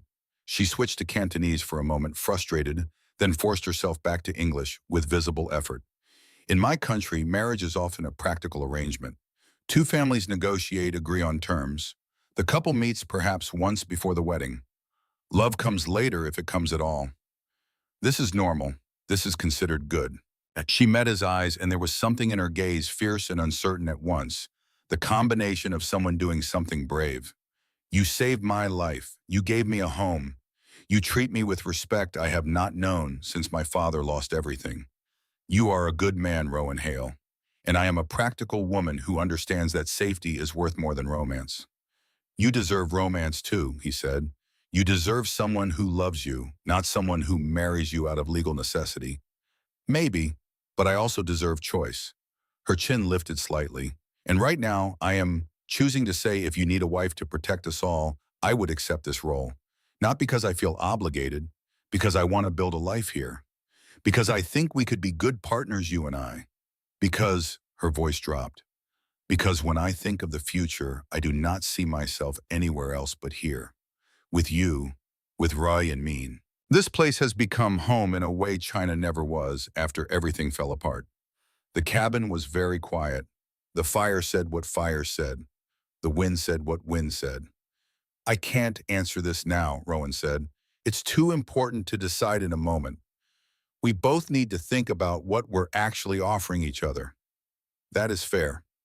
Something in her expression softened relief, maybe at not being rejected outright, or maybe simply the relief of having said the true thing. I do not need an answer today. I just need you to know the door is open. She looked at him steadily. If you want to walk through it, I will be there. He left the cabin shortly after walking out into the cold night, looking up at the stars scattered across the December sky in their indifferent abundance. The homestead was quiet around him. Both cabins glowed with lamplight. Somewhere inside, Rhea and Mean were going about their evening, and Lean was sitting with her elevated ankle and her ledger books and the things she had just said hanging in the air between them. He had been a man who lived alone by preference and by grief, who had arranged himself around loss the way you arranged furniture around a missing wall, carefully, accommodatingly accepting the shape of the absence. And now someone was offering him a door. He stood in the cold for a long time looking at the stars and thinking about what it meant to be brave enough to walk through. He thought about Sarah, about the specific irreplaceable things she had been, and about whether caring for someone new was a betrayal of that or a continuation of it. He had been carrying her absence like a second skeleton, the shape of her running parallel to everything he did present in the space where she was not. The grief was real and would always be real. That was not in question. The question was whether grief was permission to keep living or an instruction to stop. He thought about what Lean had said when she thought of the future. She did not see herself anywhere else but here. He thought about the four of them at dinner, the conversations that moved between languages, like water finding channels, the way Mean's laughter sounded different now than it had when she was sick, fuller, less careful, more willing to take up space. He thought about Roy at the eastern fence, methodical, incompetent, and undemonstrative, in the way of people who expressed themselves through what they did rather than what they said. He thought about Lean's handwriting in the ledgers, elegant and precise, the handwriting of a woman who had been taught that how you did a thing said something about who you were. He thought I have been punishing myself for surviving when she didn't. He thought Finn was right. He stood outside for another 20 minutes, long enough for the cold to work its way through his coat. And then he went back inside and sat with the questions the way you sat with things that needed deciding. Not forcing it, not fleeing it, just letting it be present. Tomorrow, he thought, he would be braver tomorrow. But he went to sleep that night with something that had not been in him for a long time, the specific, cautious, undeniable quality of hope. December arrived with the kind of cold that made you reconsider all your choices about where to live. Not the dramatic cold of blizzards and howling winds, though those came too, but the steady, unrelenting cold of a Colorado winter that had settled in for the duration and intended to be thorough about it. Rowan's breath crystallized between his face and his collar every morning. The water in the smaller cabin's basin froze overnight unless someone kept the stove burning through the small hours. The cattle moved to the covered section of the barn and regarded anyone who opened the main door with the reproachful expression of animals who felt their circumstances had been misrepresented. Through all of it, the homestead functioned. More than functioned, it had acquired in the weeks since Lean's ankle injury a particular quality of collaborative efficiency that Rowan had not experienced since Sarah was alive. The difference was that this was not the efficiency of two people who knew each other completely, but of four people who were learning each other in real time, adjusting, constantly discovering capabilities and limitations and preferences through the daily evidence of shared work. Lean's ankle healed slowly, stubbornly, on a schedule that was its own. Mean managed the recovery with the focused precision of a healer who had decided this particular case was not going to have a bad outcome. Cool compresses, followed by warm ones, followed by a regimen of movement exercises that began with the smallest possible range and expanded incrementally. There were days when the ankle seemed to improve and days when it swelled again for no clear reason. And on those days, Lean's frustration was a visible thing sitting in her shoulders and the set of her jaw and the quality of her silence. On one of those bad days, Rowan sat down across from her at the table and pushed the ledger she'd been glaring at to one side. "Tell me about your father," he said. She looked at him with the particular wariness of someone who had been asked a question they had been deciding whether to answer for a long time. Then slowly something in her face settled. "He was a merchant," she said, "in Guangzhou. Silk and tea mostly. We had good connections through my grandfather's generation. He was clever and careful, and he built the business over 20 years until it was substantial." And she was quiet for a moment. "He made one bad investment, trusted a partner who had been recommended by a man he respected. The partner took the invested capital and disappeared. The business couldn't absorb the loss. And then he borrowed from men who made available money that should not be borrowed, because the alternative was watching everything he had built collapse, and he could not allow that. He could not accept that." Her voice was careful and even, but underneath the evenness was something that had clearly been worked with for a long time before it reached this level of flatness. He could not accept that sometimes what you build is not what survives. What happened to him? He disappeared. She said the word plainly. "I believe he ran. There were men coming to collect what he owed, and running was safer than staying. Perhaps he meant to come back when he had money. Perhaps not." She looked at her hands folded in her lap. "My mother died within the year. Shame, people said. My brothers were taken to work in the South to pay off what remained of the debt. And she stopped. "I had nothing left in China. No family, no prospects, no future. When a man came to our village offering work in America, I brought Roy and Mean, and we signed papers we could not read, because a lie with hope is better than truth with none." Rowan was quiet for a moment. Outside, the wind moved through the pines, and something about the sound of it felt appropriate, the long note of things that continued regardless of what happened to the people beneath them. "Do you think about your brothers?" he asked. "Every day." She didn't flinch from this. "Mao is 14. Wei is 11. They are somewhere south of Guangzhou, working in conditions I prefer not to imagine, because imagining it does nothing except make me unable to function, and I need to function." She looked up at him.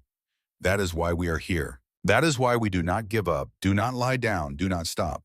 Because somewhere there are two boys who need their sister to serve and succeed, and eventually someday find a way to bring them somewhere safe." Something shifted in Rowan's understanding of her.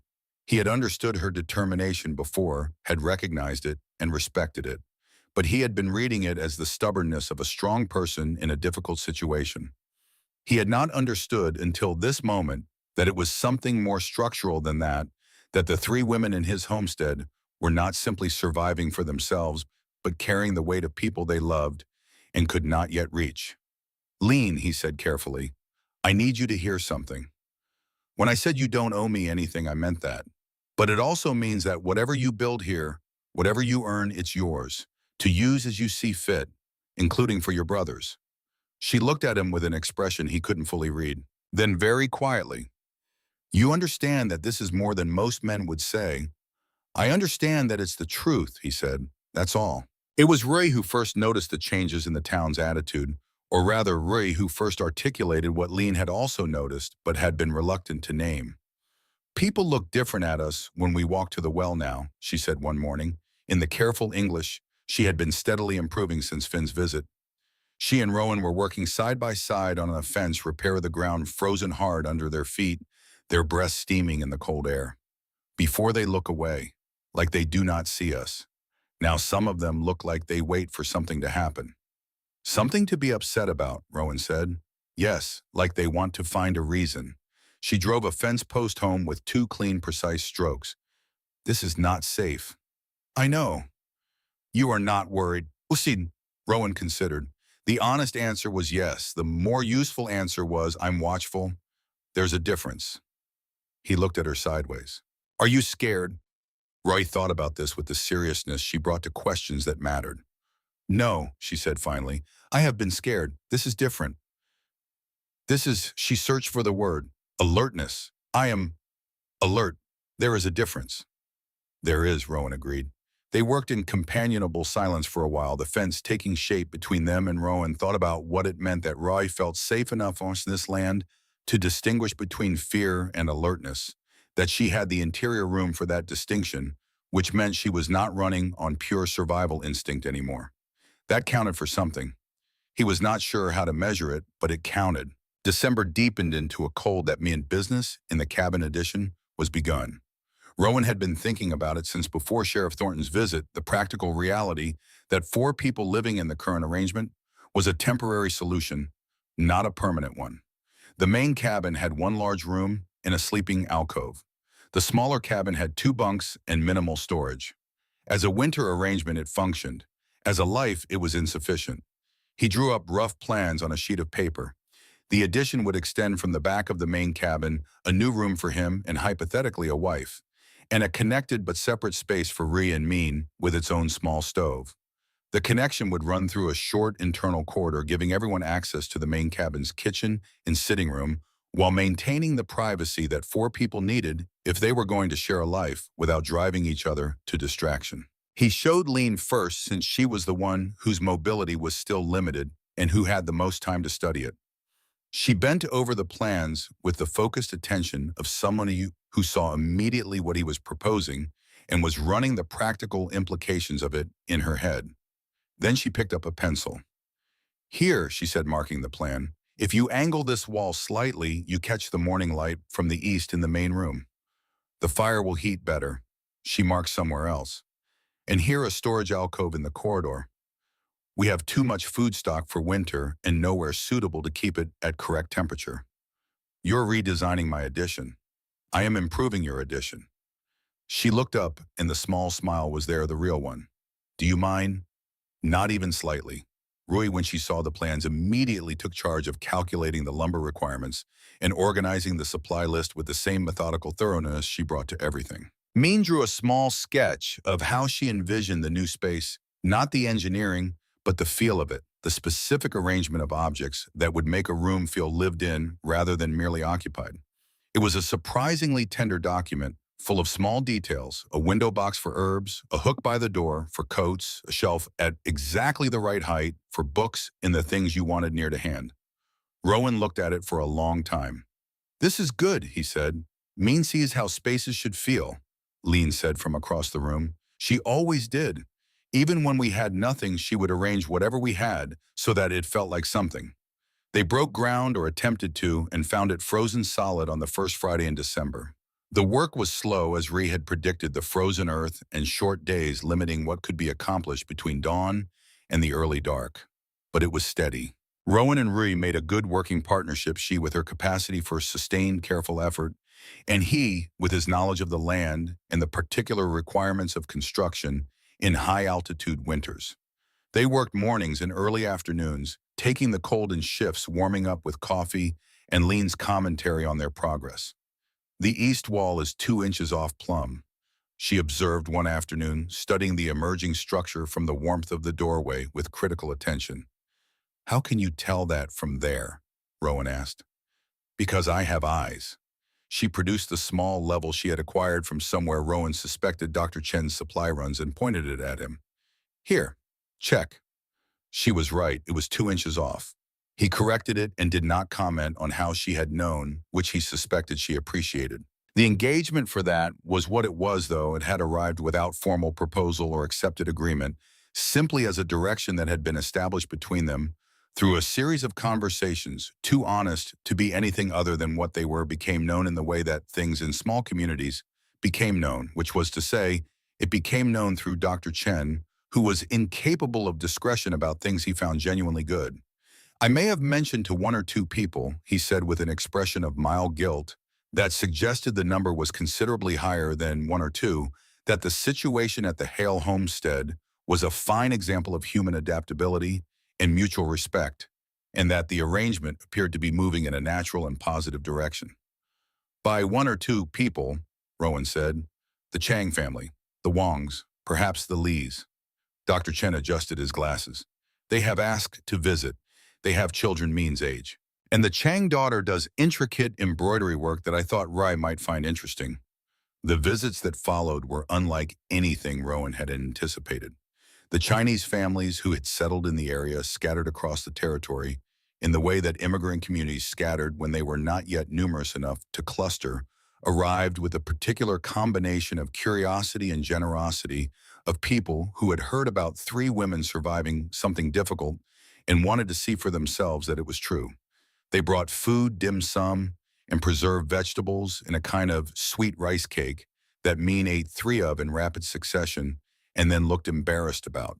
They brought news of the broader Chinese community in Denver, of the labor situation in the minds of a school teacher in Fort Collins who had started English classes specifically for the children of Chinese families. Lean received them with the careful poise of a merchant's daughter who had grown up understanding that relationships were investments and that the way you managed them in the beginning determined what they could become. She was warm but not effusive, precise but not cold. She remembered names and asked the right questions, and by the end of the third visit had a network of connections that she had begun with characteristic thoroughness to map out in a small notebook.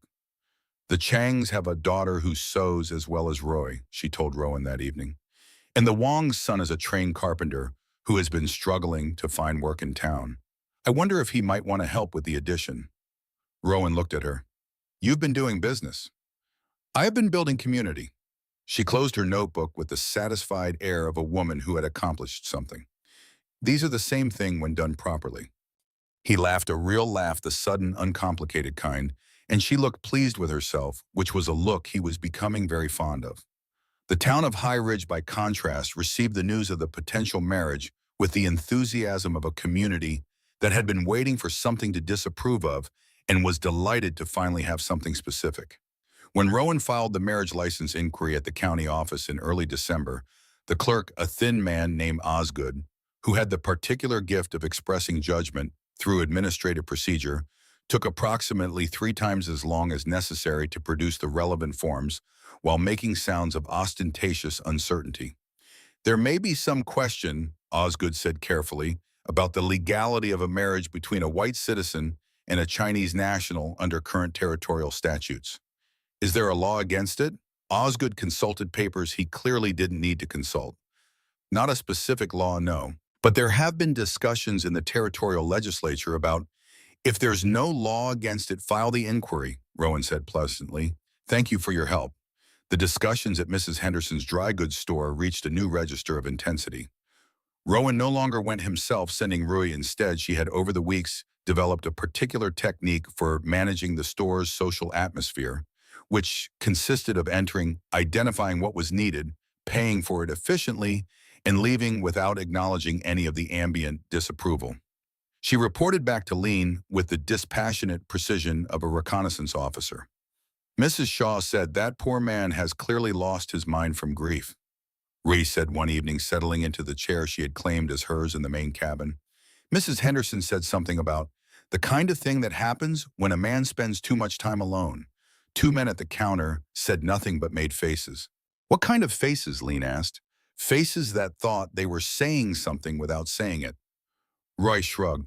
I find this cowardly. It is cowardly, Lean agreed. What will we do about it?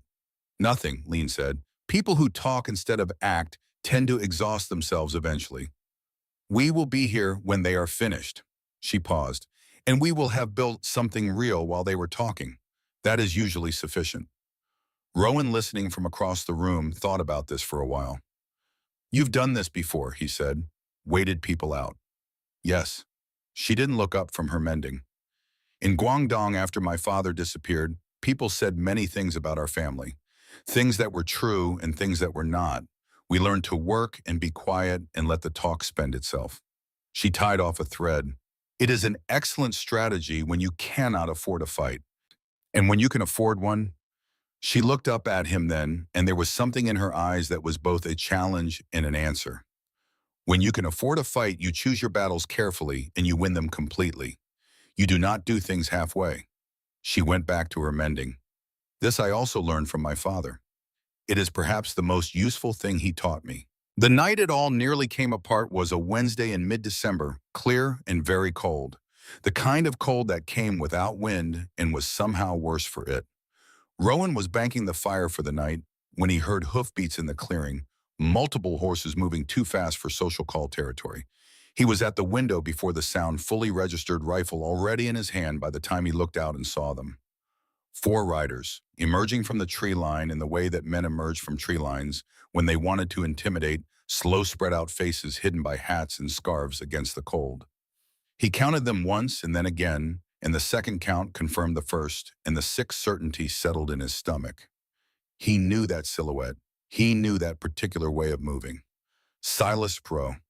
"Stay inside," he said to the cabin at large, not looking away from the window. "All of you, door bolted.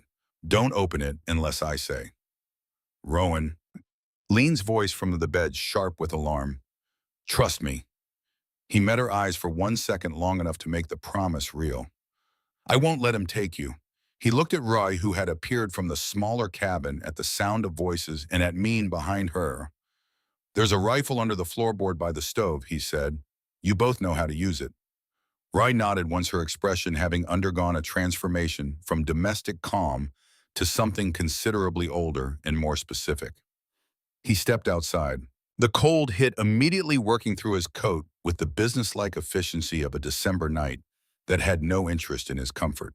Crow and his 3 men were dismounting in the clearing with the deliberate movements of people who had discussed how to do this and had a plan.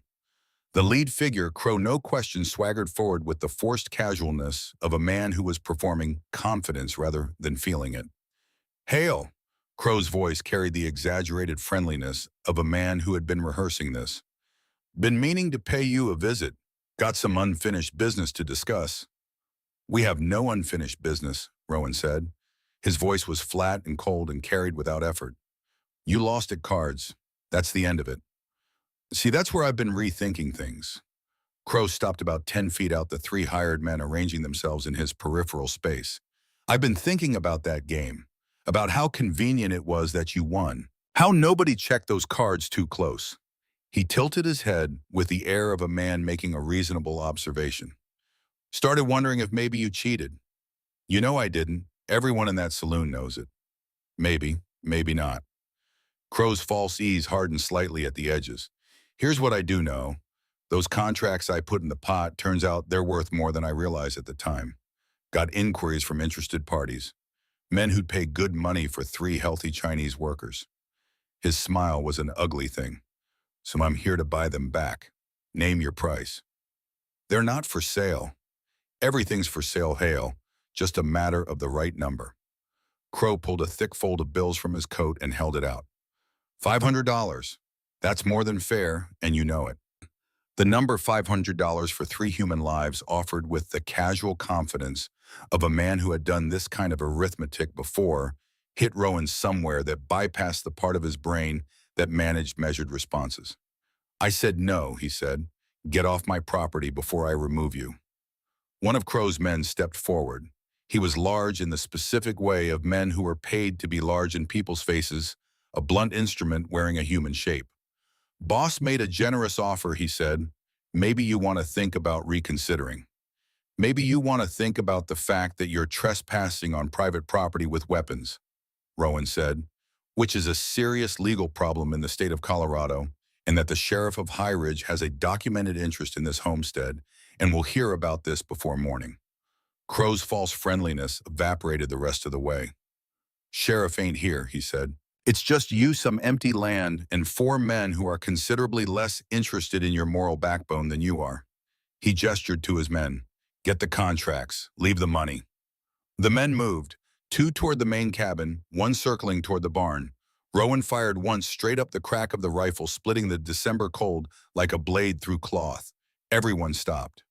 "Next one goes somewhere specific," he said. His voice was entirely calm now, the calm of a man who had passed the point of hoping things would work out without violence and was now simply managing what was in front of him. "Try me if you think I'm bluffing." The standoff held. 1 second, 2, 3. Then behind him, the smaller cabin door opened.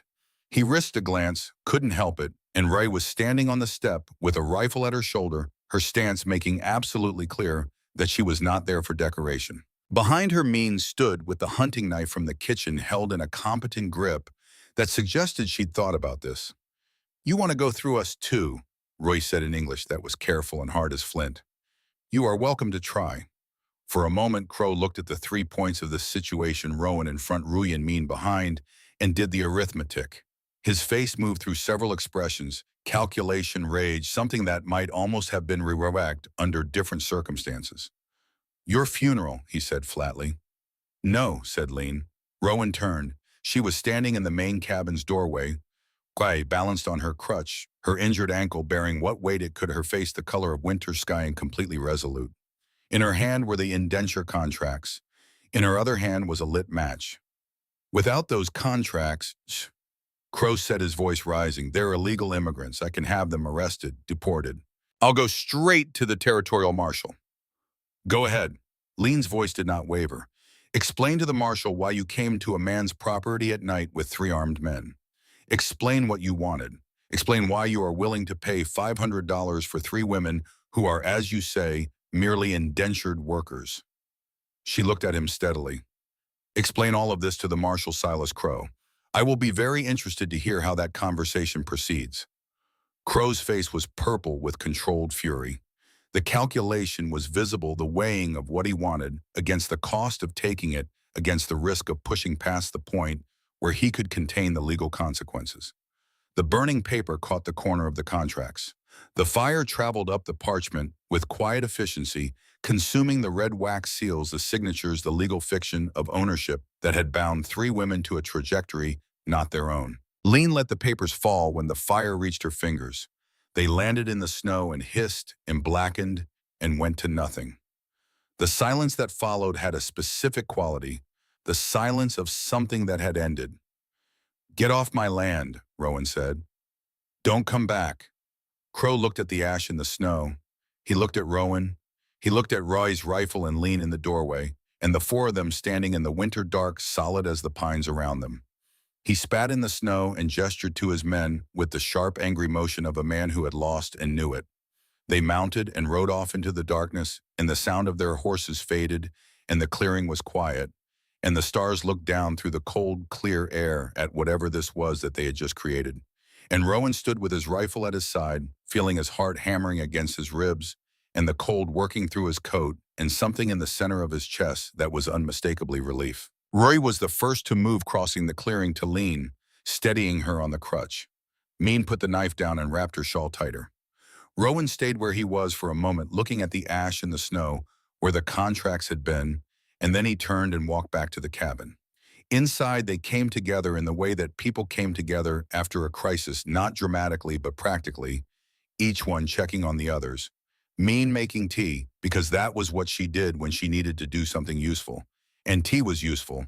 Roy sitting beside Lean and with the steadiness of someone who intended to remain exactly where she was until the shaking stopped. "The contracts," Rowan said. "You burned them." "Yes." Lean met his eyes. Her hands were steady now, though he had seen them tremble in the moment before she struck the match. "Because you were right. They were obscene. As long as they existed, we were objects. I would rather be illegal than owned. It makes things harder. Legally now." "I know." She didn't look away. "Now we have only you. Your word, your protection, your willingness to stand between us and people like Crow." She paused. "Is that still something you are willing to do?" "Yes," he said without hesitation, without question. The tea was ready. Mean distributed it, and they sat together in the lamplight, and outside the December cold pressed against the windows and did not get in, and the ash of the contracts lay in the snow and was covered in time by new snow falling, and what had been was gone, and what remained was the 4 of them and the question of what came next. Rowan looked at Lean across the table. She was watching him with the direct, unhurried attention of someone who had just done something irreversible and was at peace with it. "I think," he said carefully, "that I have an answer for you, Spessino." She set down her teacup. "Yes. Yes," he said simply. "My answer is yes." The cabin was very quiet. The fire crackled. Roy looked at Mean, and some entire conversation happened in the half-second of that glance. And then Roy put her face in her hands and started laughing. And Mean made a sound like all the breath leaving her body at once. And Lean looked at Rowan with something in her eyes that was not yet love, but was the precondition of it, trust clear and unguarded, offered freely. "You are sure," she said, "not just from tonight, not just from fear or obligation." "From everything," he said. "From every day since you arrived. from the way you fight for what matters, from the way you see through everything straight to the truth of it. He paused. From the fact that when I think about the future, you're in it. She reached across the table and put her hand over his. The gesture was simple and deliberate and said everything that needed saying. Outside, the December night settled around the homestead, and the four of them sat in the warm cabin with their tea and their future and began the work of figuring out what it was going to look like. The question of what it was going to look like had many practical dimensions.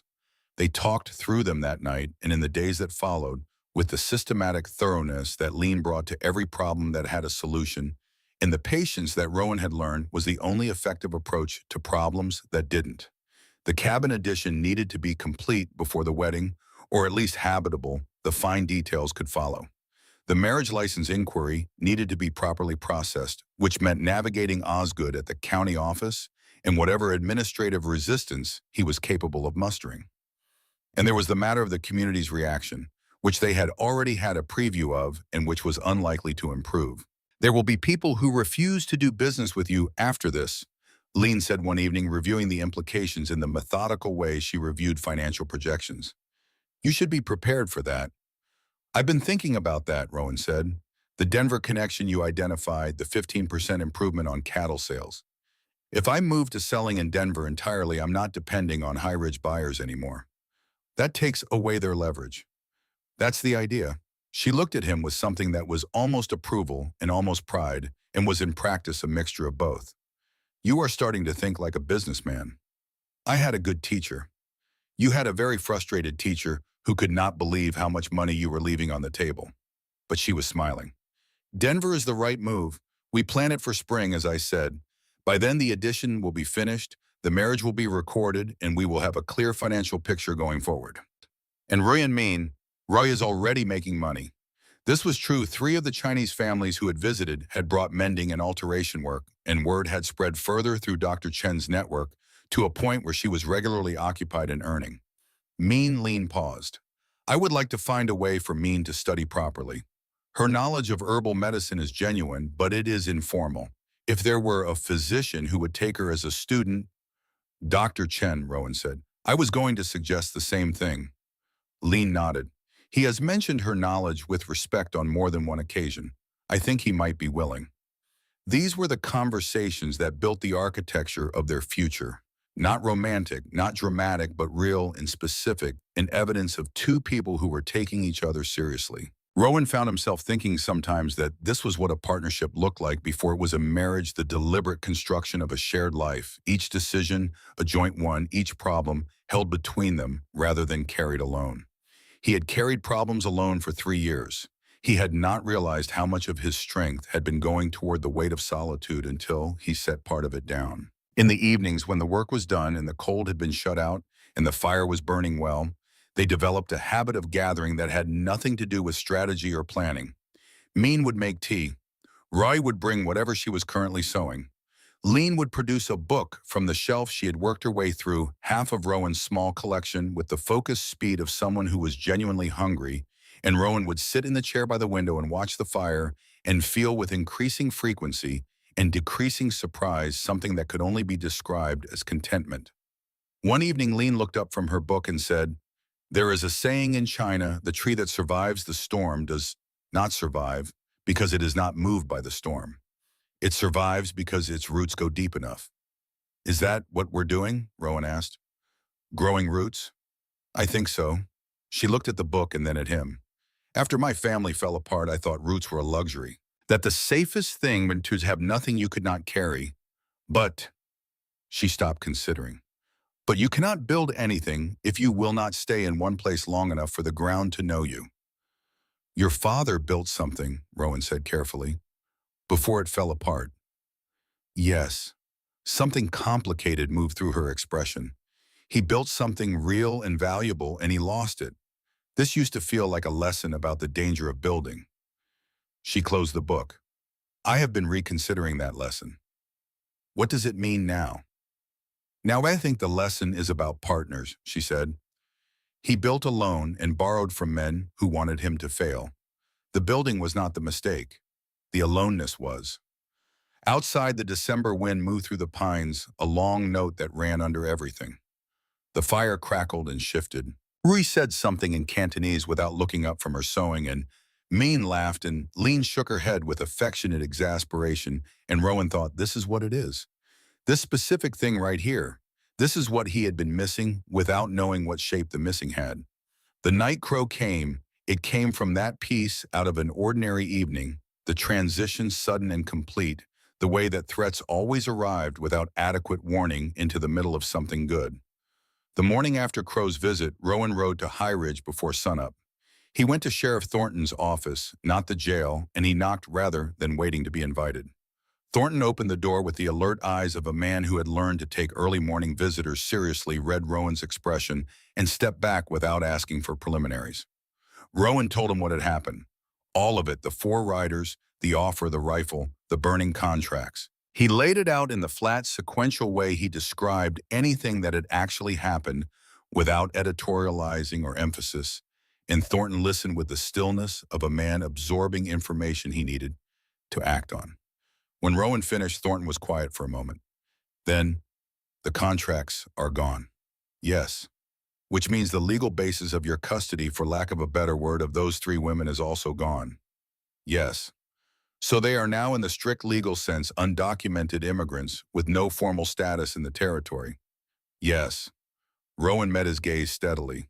Which is why I'm here filing a report about an armed trespass and attempted extortion, which is a matter of territorial law regardless of anyone's documentation status. And also, he placed a folded paper on the desk. A marriage license application properly filled out requesting that the county clerk process it without further delay. Thornton looked at the application. He looked at Rowan. Something shifted in his expression that might in a different man have been the beginning of a smile. Osgood is going to give you trouble about this. Osgood is welcome to give me any trouble he can legally justify, Rowan said pleasantly. I've read the relevant statutes. There is no provision in current territorial law prohibiting this marriage. If Osgood has a specific legal objection, I'd like him to name it in writing. Thornton was quiet for another moment, and this time the smile was definite. I'll process the trespass report personally, he said, and I'll have a conversation with Crow that makes the legal situation very clear to him.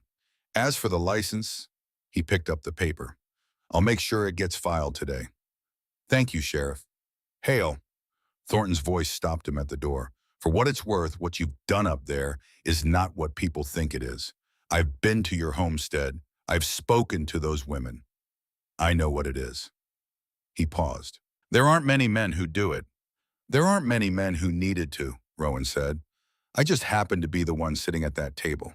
He arrived back at the homestead to find all 3 women and the Wong's carpenter's son, a young man named Wei Lin, who had arrived at dawn with his tools and his willingness already working on the addition.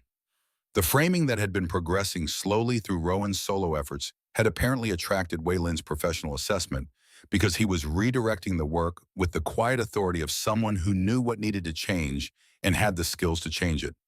Roy was handing him lumber with the precise efficiency of someone who had watched enough construction to understand the flow of it. Mean was measuring. Lean stood slightly apart, directing traffic with a pencil in her hand and the expression of a project manager who had been waiting for proper resources. You hired a carpenter, Rowan said. He hired himself, Lean corrected. He came to see the work and could not leave it in its current condition. His words. She looked at the framing. He was not wrong. I've been managing. You have been keeping the project alive. That is different from managing it. She looked at him with a directness that had become her particular idiom for affection. How did it go in town? The trespass report is filed. Thornton will deal with Crow. He paused. And the license application is processing. Something moved through her expression, relief, and something more than relief, a specific quality of emotion that she had not yet put a name to because she was careful with names, and this one mattered. Good, she said simply. Good, he agreed. They stood side by side, watching Wei Lin and Roy work the construction, sounds clean and purposeful, in the cold morning air. And Rowan felt the particular quality of a problem being solved not dramatically, not all at once, but methodically, one properly measured board at a time. The addition was finished 12 days before the wedding. It was not elaborate. The main cabin now had a true bedroom at its back, framed and plastered, and fitted with a window that caught the east light. The connecting corridor ran to a second space larger than the old hired hand cabin, better insulated with two proper sleeping alcoves and a small sitting area around a cast iron stove that Waylon had helped them acquire from a Denver supplier through Lean's growing network. There was the storage alcove Lean had added to the plans, sized exactly right at exactly the correct temperature for preserved winter food. Mean had installed a window box built by Waylon, planted by her own hands, on the south-facing wall of the new space, dried herbs, visible through the glass, a catalog of what she knew compressed into a small garden. Roy had sewn curtains for every window in the addition. They were plain wool, dyed in a color that was somewhere between rust and amber, and they made every room feel warmer than its actual temperature. On the evening they completed the final details, a coat hook by the door. The exact height Mean had specified in her original sketch. The four of them stood in the main room and looked at what they had built and didn't say anything for a moment because the moment didn't require words. "It is good," Rhys said finally. "It is very good," Mean said. "It is ours," Lean said. Rowan didn't add anything because she had said the right thing. Finn arrived 2 days before the wedding, as he had promised, riding through a light December snow, with the particular energy of a man who had been looking forward to something. He took one look at the completed addition at the four of them, standing in the doorway at Lean's hand, in the crook of Rowan's arm, and said, "Well, I'll be damned." "I told you it was complicated," Rowan said. "You told me it was complicated," Finn agreed. "You did not tell me it was going to be this." He looked around the homestead, both cabins occupied, and warmed the fence lines clean. The livestock settled the general quality of a place being actively cared for by people who had decided it mattered. "Rowan, this place looks like a home." "It is a home," Lean said. There was no defensiveness in it, just the statement of a fact she had decided was true. Finn looked at her for a moment with the direct, unguarded affection of a man who was seeing something he had hoped for and not let himself expect. "Yes," he said, "I can see that." He swept his hat off and held it to his chest. "Congratulations, Miss Lean. I can't think of a better woman to put some sense into my brother." "I am still working on the sense," she said. "But he improves." "He improves," Finn agreed and laughed. That evening was the best of the winter so far. Mean had cooked for 3 days in preparation, producing a table that combined frontier cooking and Guangdong tradition in combinations that had no precedent but worked absolutely. Waylin came, and Dr. Chen and two of the Chinese families who had become fixtures of the homestead's social calendar over the preceding weeks. Finn played the fiddle after dinner with enthusiastic imprecision, and Roy taught him a folk dance that left both of them dizzy and grinning. Dr. Chen and Lean had a long, serious conversation in a corner about the possibility of Mean formally studying herbal medicine, a conversation that ended with Dr. Chen saying, "Come to my office 3 mornings a week and bring that notebook," and Mean going very still and then very bright in the way of someone receiving news they had barely let themselves want. Rowan watched all of this from the chair by the window and felt with a clarity that was both new and familiar, the quality of a life that was actually being lived. Not survived, not maintained. Lived in the full sense of the word, occupied, contributed to, built deliberately by people who had chosen to be here. He had spent 3 years occupying his own life like a caretaker, as though he were responsible for maintaining it but not entitled to inhabit it, as though grief were a charge he was serving and the homestead were the cell. He was done with that. The wedding took place on a Saturday in late December, on a morning that apologized for nothing. The sky was the hard, brilliant blue of high-altitude winter, the snow from the previous week still clean on the ground, the air cold and clear and tasting of pine. Rowan had expected something modest and had been gently overruled on several points by Lean, who had strong opinions about what constituted an appropriate occasion and had communicated them through the medium of making arrangements without asking for input. Dr. Chen officiated, having obtained the necessary authority through a process he declined to explain in detail. He wore his best coat and his wire-rimmed glasses, and the expression of a man who was genuinely pleased to be doing this particular thing. Finn stood as Rowan's witness, wearing a clean shirt that he had clearly borrowed from someone larger than him, and carrying the battered fiddle under one arm for afterward. Roy and Mean stood for Lean, wearing new dresses they had sewn themselves in colors that caught the winter light. Ray in a deep green mane in a warm gold that suited her exactly. They had done each other's hair with the focused mutual care of people who had been looking out for each other for a very long time. Lean wore blue silk. Rowan did not know how she had acquired it, and when he asked later, she said only that she had her ways and that a woman deserved one impractical thing on her wedding day. The silk caught the light when she moved, and she wore it with the particular bearing of someone who had learned that dignity was not a luxury, but a practice maintained most firmly when circumstances argued against it. They stood together in the clearing between the cabins, in the space that had been their whole world for the past 3 months, and said the words that mattered. Rowan had thought about what to say. He had drafted versions and discarded them as insufficient. In the end, he said what was true, which was the only thing worth saying. I'm not the man I was before you came here. I was surviving. You showed me the difference between surviving and living, and I don't have adequate words for what that means to me. I promise to be worthy of what you've given me. I promise to build this life with you, not just alongside you. And I promise that whatever comes next, you will not be alone in it. Lean listened to this with the absolute stillness of someone receiving something they have been trying not to need too much. When she spoke, her English was careful and precise, each word chosen from a vocabulary she had built in a foreign language and made entirely her own. You won us in a card game and then told us we were free. This is the most surprising thing that has ever happened to me. A small, real smile. I have thought about what it means to be free and then to choose to stay. To choose this place, this life, this person. It is the first fully free choice I have made in a long time. She met his eyes. I choose you, Rowan Hale, not because I have to, because I want to, because you are the kind of person the world needs more of, and I intend to spend a long time beside you. Dr. Chen pronounced them married in both English and Cantonese.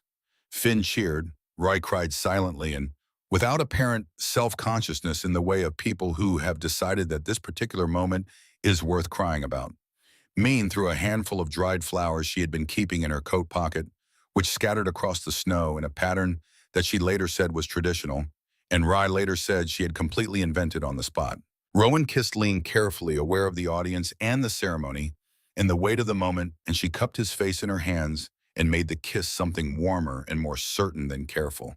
And when they separated, she was smiling in the way she smiled when she had accomplished something that mattered. The celebration lasted through the afternoon and into the early evening, the clearing full of people and noise and the particular warmth of a gathering that had something real to celebrate. Food, music, dancing in the snow, because Finn insisted, and because it turned out that Mean had opinions about dancing that could not be contained by inclement weather. Dr. Chen drank 2 cups of whiskey and gave a toast in which he called the homestead a small republic of practical people doing an impractical thing extremely well, which Lean said afterward was the finest compliment she had ever received. As the guests departed and the cold deepened toward evening, Finn pulled Rowan aside one final time. He looked at his brother with the direct, uncomplicated affection of a man who had been worried for a long time and was no longer. You did good, he said. We all did, Rowan said. That's the point. Finn grinned and swung up into the saddle. I'll be back in spring. Don't do anything too sensible without me. He rode off into the early dark, and the sound of his horse faded, and the clearing was quiet. That night, after the guests were gone and Ree and Mean had retreated to their own warm space in the new addition, Rowan and Lean sat alone in the main cabin for the first time, its husband and wife, with the fire burning low and the winter dark pressing at the windows and the specific weighty quiet of a day that had held more than most days hold. Lean produced a package from beside her torm, wrapped in brown paper tied with a simple cord. Mama. She held it out to him. Wedding gift, she said. Inside was a ledger, beautifully bound, the leather soft and dark, the pages filled with Lean's meticulous handwriting.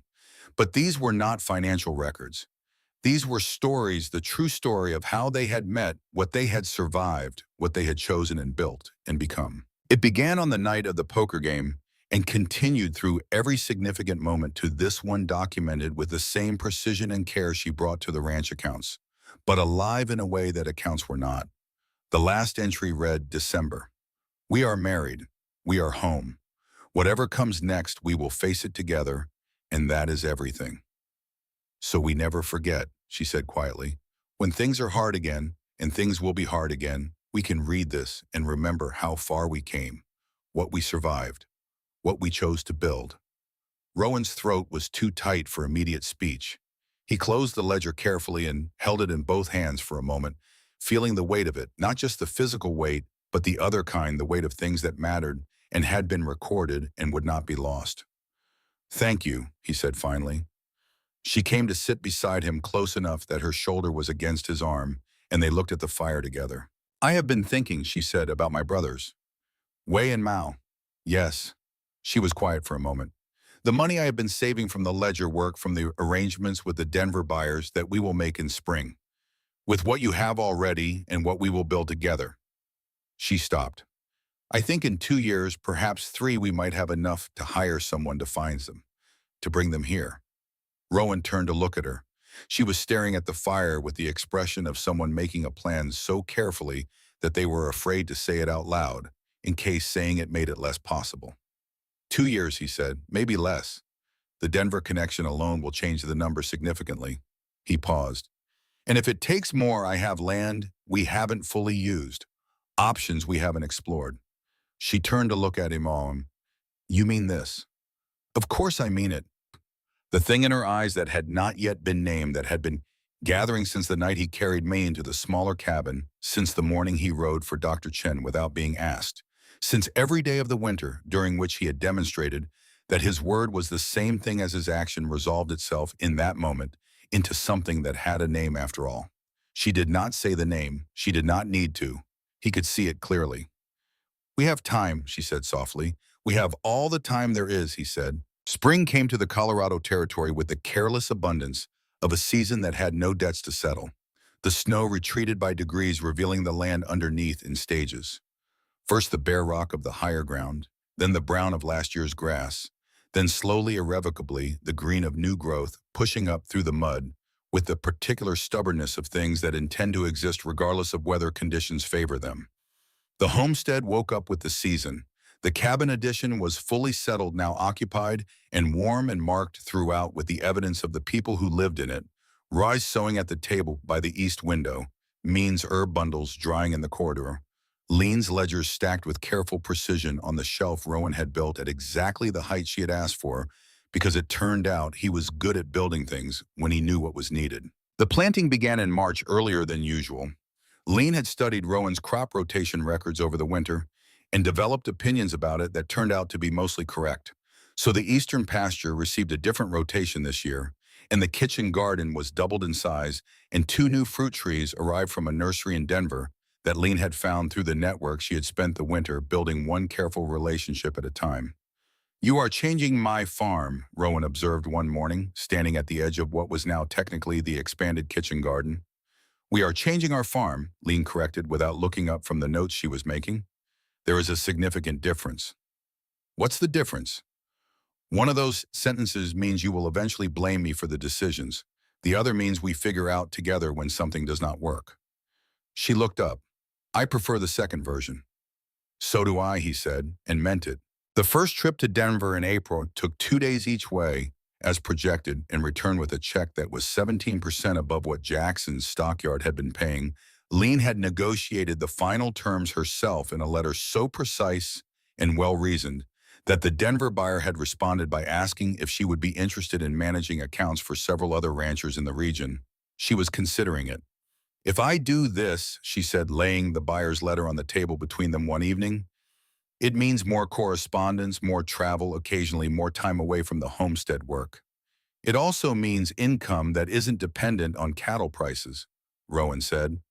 "Yes," she tapped the letter. "And it means relationships with people who will begin to know our name in a context other than the gossip from High Ridge." She looked at him. "That has value that doesn't appear in the accounts." "Take the business," he said.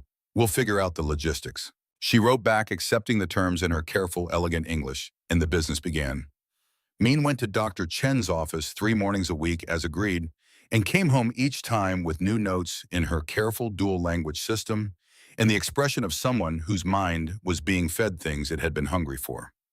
The sessions had expanded beyond herbal medicine into basic diagnosis and the rudiments of surgical assistance, because Dr. Chen had observed that she had a steadiness of hand and a tolerance for the necessary aspects of medicine that took most students years to develop, and that it would be wasteful not to use it. She asked me today what the difference was between a sprain and a fracture at the point of initial injury. Dr. Chen told Rowan during one of his homestead visits. I explained the indicators. She listened once, asked two questions, and then correctly diagnosed the next three cases I showed her. One hearing. He shook his head in quiet admiration. She retains everything, all of it. I have students twice her age who cannot do what she does naturally. Tell her that, Rowan said. I have. She said she had a good teacher. He paused. She also said that she intends to learn enough to eventually help the Chinese families in this region who cannot afford to travel to a doctor or who are afraid to be seen seeking medical help from a white physician. Dr. Chen looked at the middle distance with the expression of a man seeing something that pleased him deeply. She is thinking about more than herself. She always has been, I think. She has, Rowan agreed, from the moment I met her. Rice's sewing work had expanded to a point where she had turned down 3 commissions because she was at capacity. She had also in February quietly begun teaching 2 of the younger women in the Chinese community how to do the more intricate embroidery work, because she said that skills that stayed with one person were wasted and skills that spread were invested. The 2 students were now taking their own commissions, and Roy received a small percentage as their teacher, and she considered this arrangement both fair and elegant. One evening, Rowan found her at the table past midnight, a lamp burning beside her, working on something that was clearly not a commission. Too personal, too careful. The attention she gave Ed, different from the professional attention she gave paid work. He almost said nothing and let her be, but she looked up before he could retreat. I am making something for Lean's brothers, she said, for when they come. Rowan sat down across from her. In the lamplight, he could see what she was making: 2 small quilted panels, the kind that Chinese families hung in doorways for luck and blessing. The stitching was extraordinary, dense, intricate, the specific kind of work that took months and was meant to last decades. We don't know if they're coming yet, he said gently. No, but I will be ready. She didn't look up from the work. When you come from nothing, you prepare for good things carefully, because good things are fragile and preparation is the way you protect them. She tied off a thread with the precise movement of long practice. I have been preparing my whole life for things I was not sure would come. This is one more. He sat with her for a while, the cabin quiet around them, and thought about what it meant to be the kind of person who prepared for good things they weren't sure would arrive. The kind of faith that wasn't about certainty, but about willingness. The willingness to lay the groundwork for the life you wanted before you knew if the life would cooperate.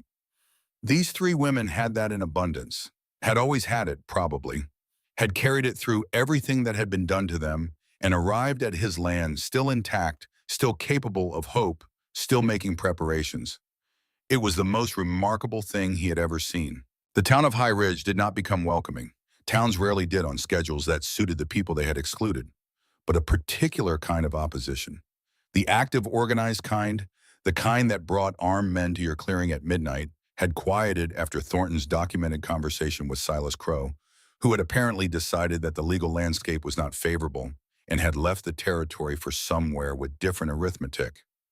The passive disapproval remained: the averted eyes, the chilly efficiency at the dry goods store, the whispers that followed Lean and Rui into town and did not quite stop when they turned around. They navigated it the way Lean had said they would, by working and being present and outlasting the talk. And slowly, almost imperceptibly, a few things changed. Henderson sold them goods without comment, and then one day, without explanation or preamble, asked Roy if she could do alterations on a winter coat that had been poorly sewn and needed professional attention. Roy did the alterations.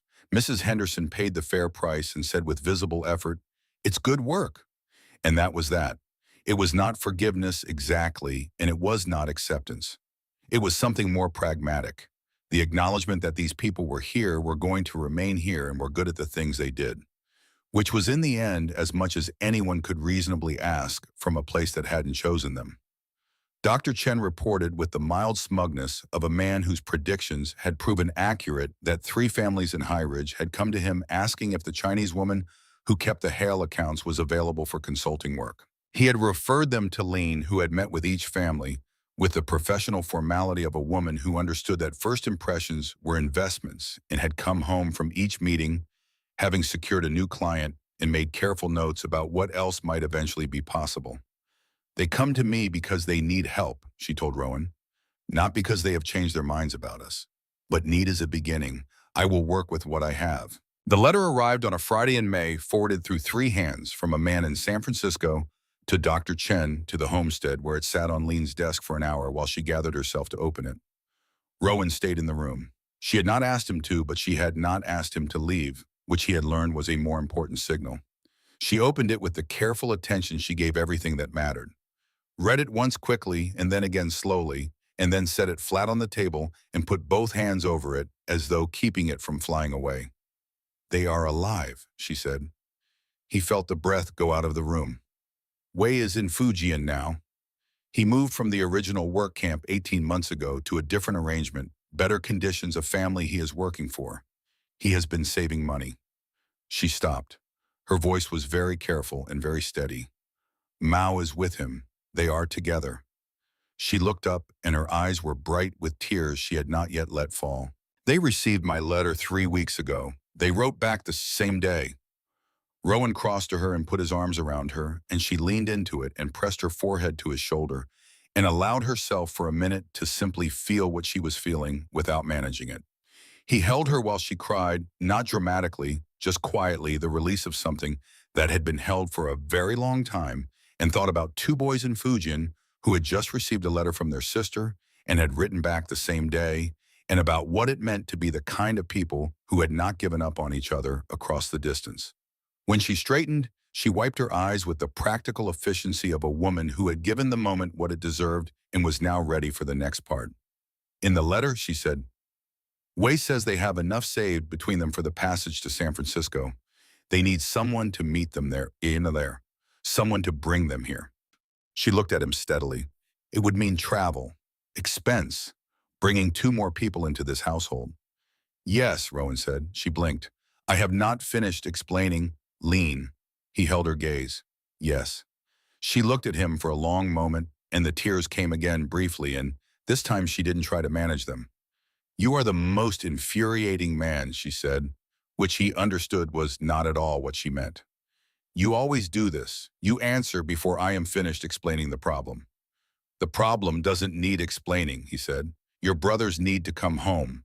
This is their home too, if they want it. He paused. Right back. Tell them to book the passage. I'll go to San Francisco myself to meet them if Finn will look after the place. Finn will absolutely look after the place, she said. He has been waiting for an excuse to stay here for more than a week. Then it's settled. She looked at the letter again and at the room around her and at him. And the expression on her face was the one he had come to know as the truest version of her past, the armor and the practicality and the careful professional composure, the young woman who had left Guangdong with 2 friends and no hope and had arrived somehow here. One evening in late April, with the first real warmth of spring sitting light on the air and the windows open for the first time since October, Lean found Rowan at the edge of the eastern pasture where the grass was coming back green and the light was the particular gold of late afternoon. She stood beside him and they looked at the land together without speaking for a moment. I wrote to Wei and Mao, she said. He looked at her. How Dr. Chen knows a man in San Francisco who knows a man in Guangzhou who knows how to find people who have been moved to work camps. She paused. The letter went 3 weeks ago. I do not know if it will reach them. I do not know if they are where I think they are. A small silence. But it went.